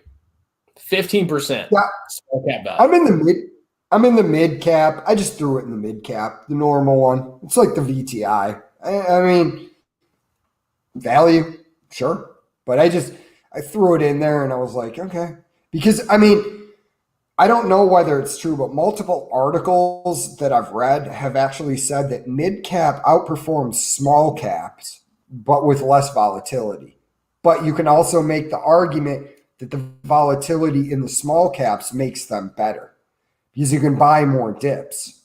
Well, I mean, with small caps, it's like the smaller the company, the more risky it is. Mm-hmm. So your expected return is to be higher if you invest in a small company. So the smaller and more risky, the more return you should expect. Yeah. Well, dude, do you know how hard I'm going to laugh at that 2045 portfolio? Like I said, if I would laugh so hard if in 20 years, the 2045 moderate balanced fund that I have and the ones I picked at random was the highest performing portfolio.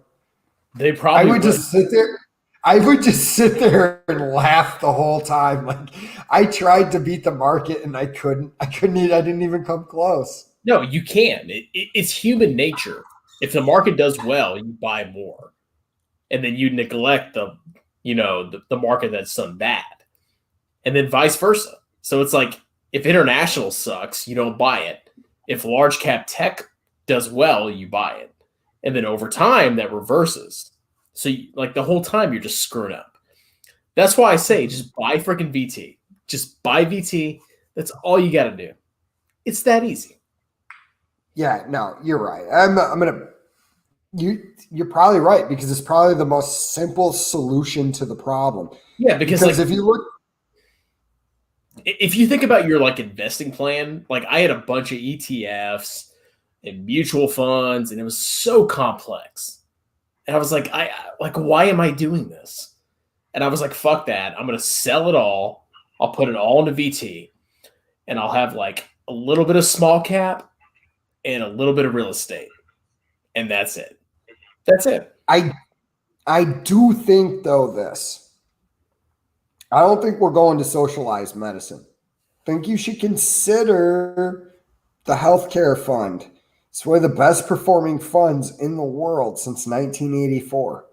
Well, I mean, I have like $4,000 in Fidelity Healthcare.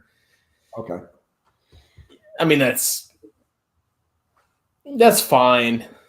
I'll think about it, but like right now, like my entire portfolio is like VT, VBR, VNQ.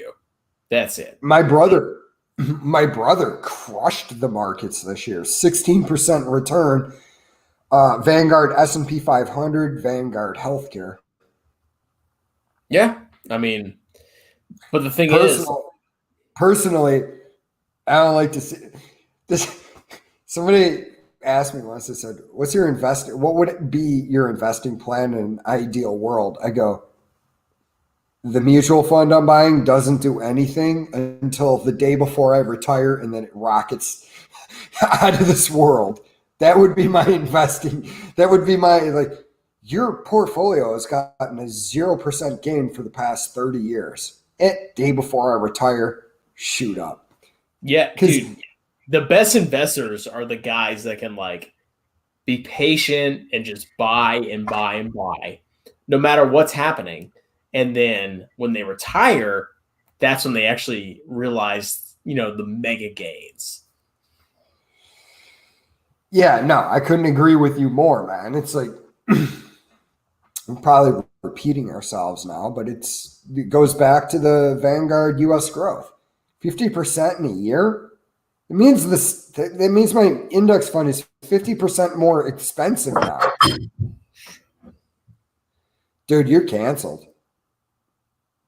I dropped a beer bottle. Canceled. Canceled. Economic terrorism. You said something outside the orthodoxy. Yeah, there's like a red dot on my head. AOC's coming through with SWAT team like efficiency right now. Right now, she's sleeping. She's tired. She's stressed. She ain't doing crap. Oh, dude, I don't understand. Man, yeah. We need to cut this off. We're repeating ourselves because I'm like 7 beers deep at this point. Cheers. All right, man. I'll see you later. Cheers, brother. I'll text you. We'll figure out next week. This is fun. This is too much fun to stop doing. You'll Facebook me. Dude, you know what Mark Zuckerberg can do? Hopefully leave the planet with his censorship and stuff. I don't want to say anything too radical. Like, you know what Mark Zuckerberg can do? You sell that house in Hawaii, you billionaire prick, censoring everybody. I hope your company's stock tanks. Look, they're going to lose, okay? One day. Dude, but here's the question. Here's the bigger question. And I'll leave on this because now I'm getting drunk and I'm going to say crazy stuff. Is Mark Zuckerberg an android? No. Who drinks water like he drank it when he was in front of Congress? Dude, I'm dying on this hill right now. Mark Zuckerberg is either an alien or an android. I think he's a very weird man. You have to be a very weird man to start a platform that rates the looks of women and then thinks that they get the carte blanche to go around in the world and decide what is said. Like, I'm taking the moral high ground here now. Like, bro, your platform started as a means of rating women's looks. Like, you don't own the high ground. I mean, is that really so bad, though? I mean, I don't know. I accept that Jason Momoa is a more handsome man than me if you want to rate the... But yeah, it's weird. Whatever. I'm just going to go with Mark Zuckerberg as an alien or an android. Alien. It's possible, dude. Nobody drinks water like that. I just don't trust him. After I saw him drink water, I was like, this is not a good human being. He doesn't know what he's doing. He's lost. He's in the clouds. He's in above his head.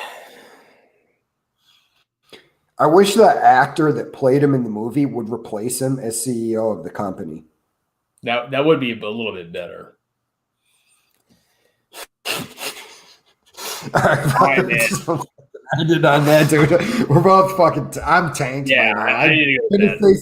I'm gonna say something that gets me in trouble. All right, I'll see you later, man. Dude, I'll message you tomorrow. Facebook Messenger. What? We're banned. Chairman Zuckerberg banned us already. We question communism. That's not allowed. You can't question communism. Well, comrade, I'll see you in Chaz. I'll see you there. All right, man. See ya. All right, dude. All right. I'll see you, brother. See you.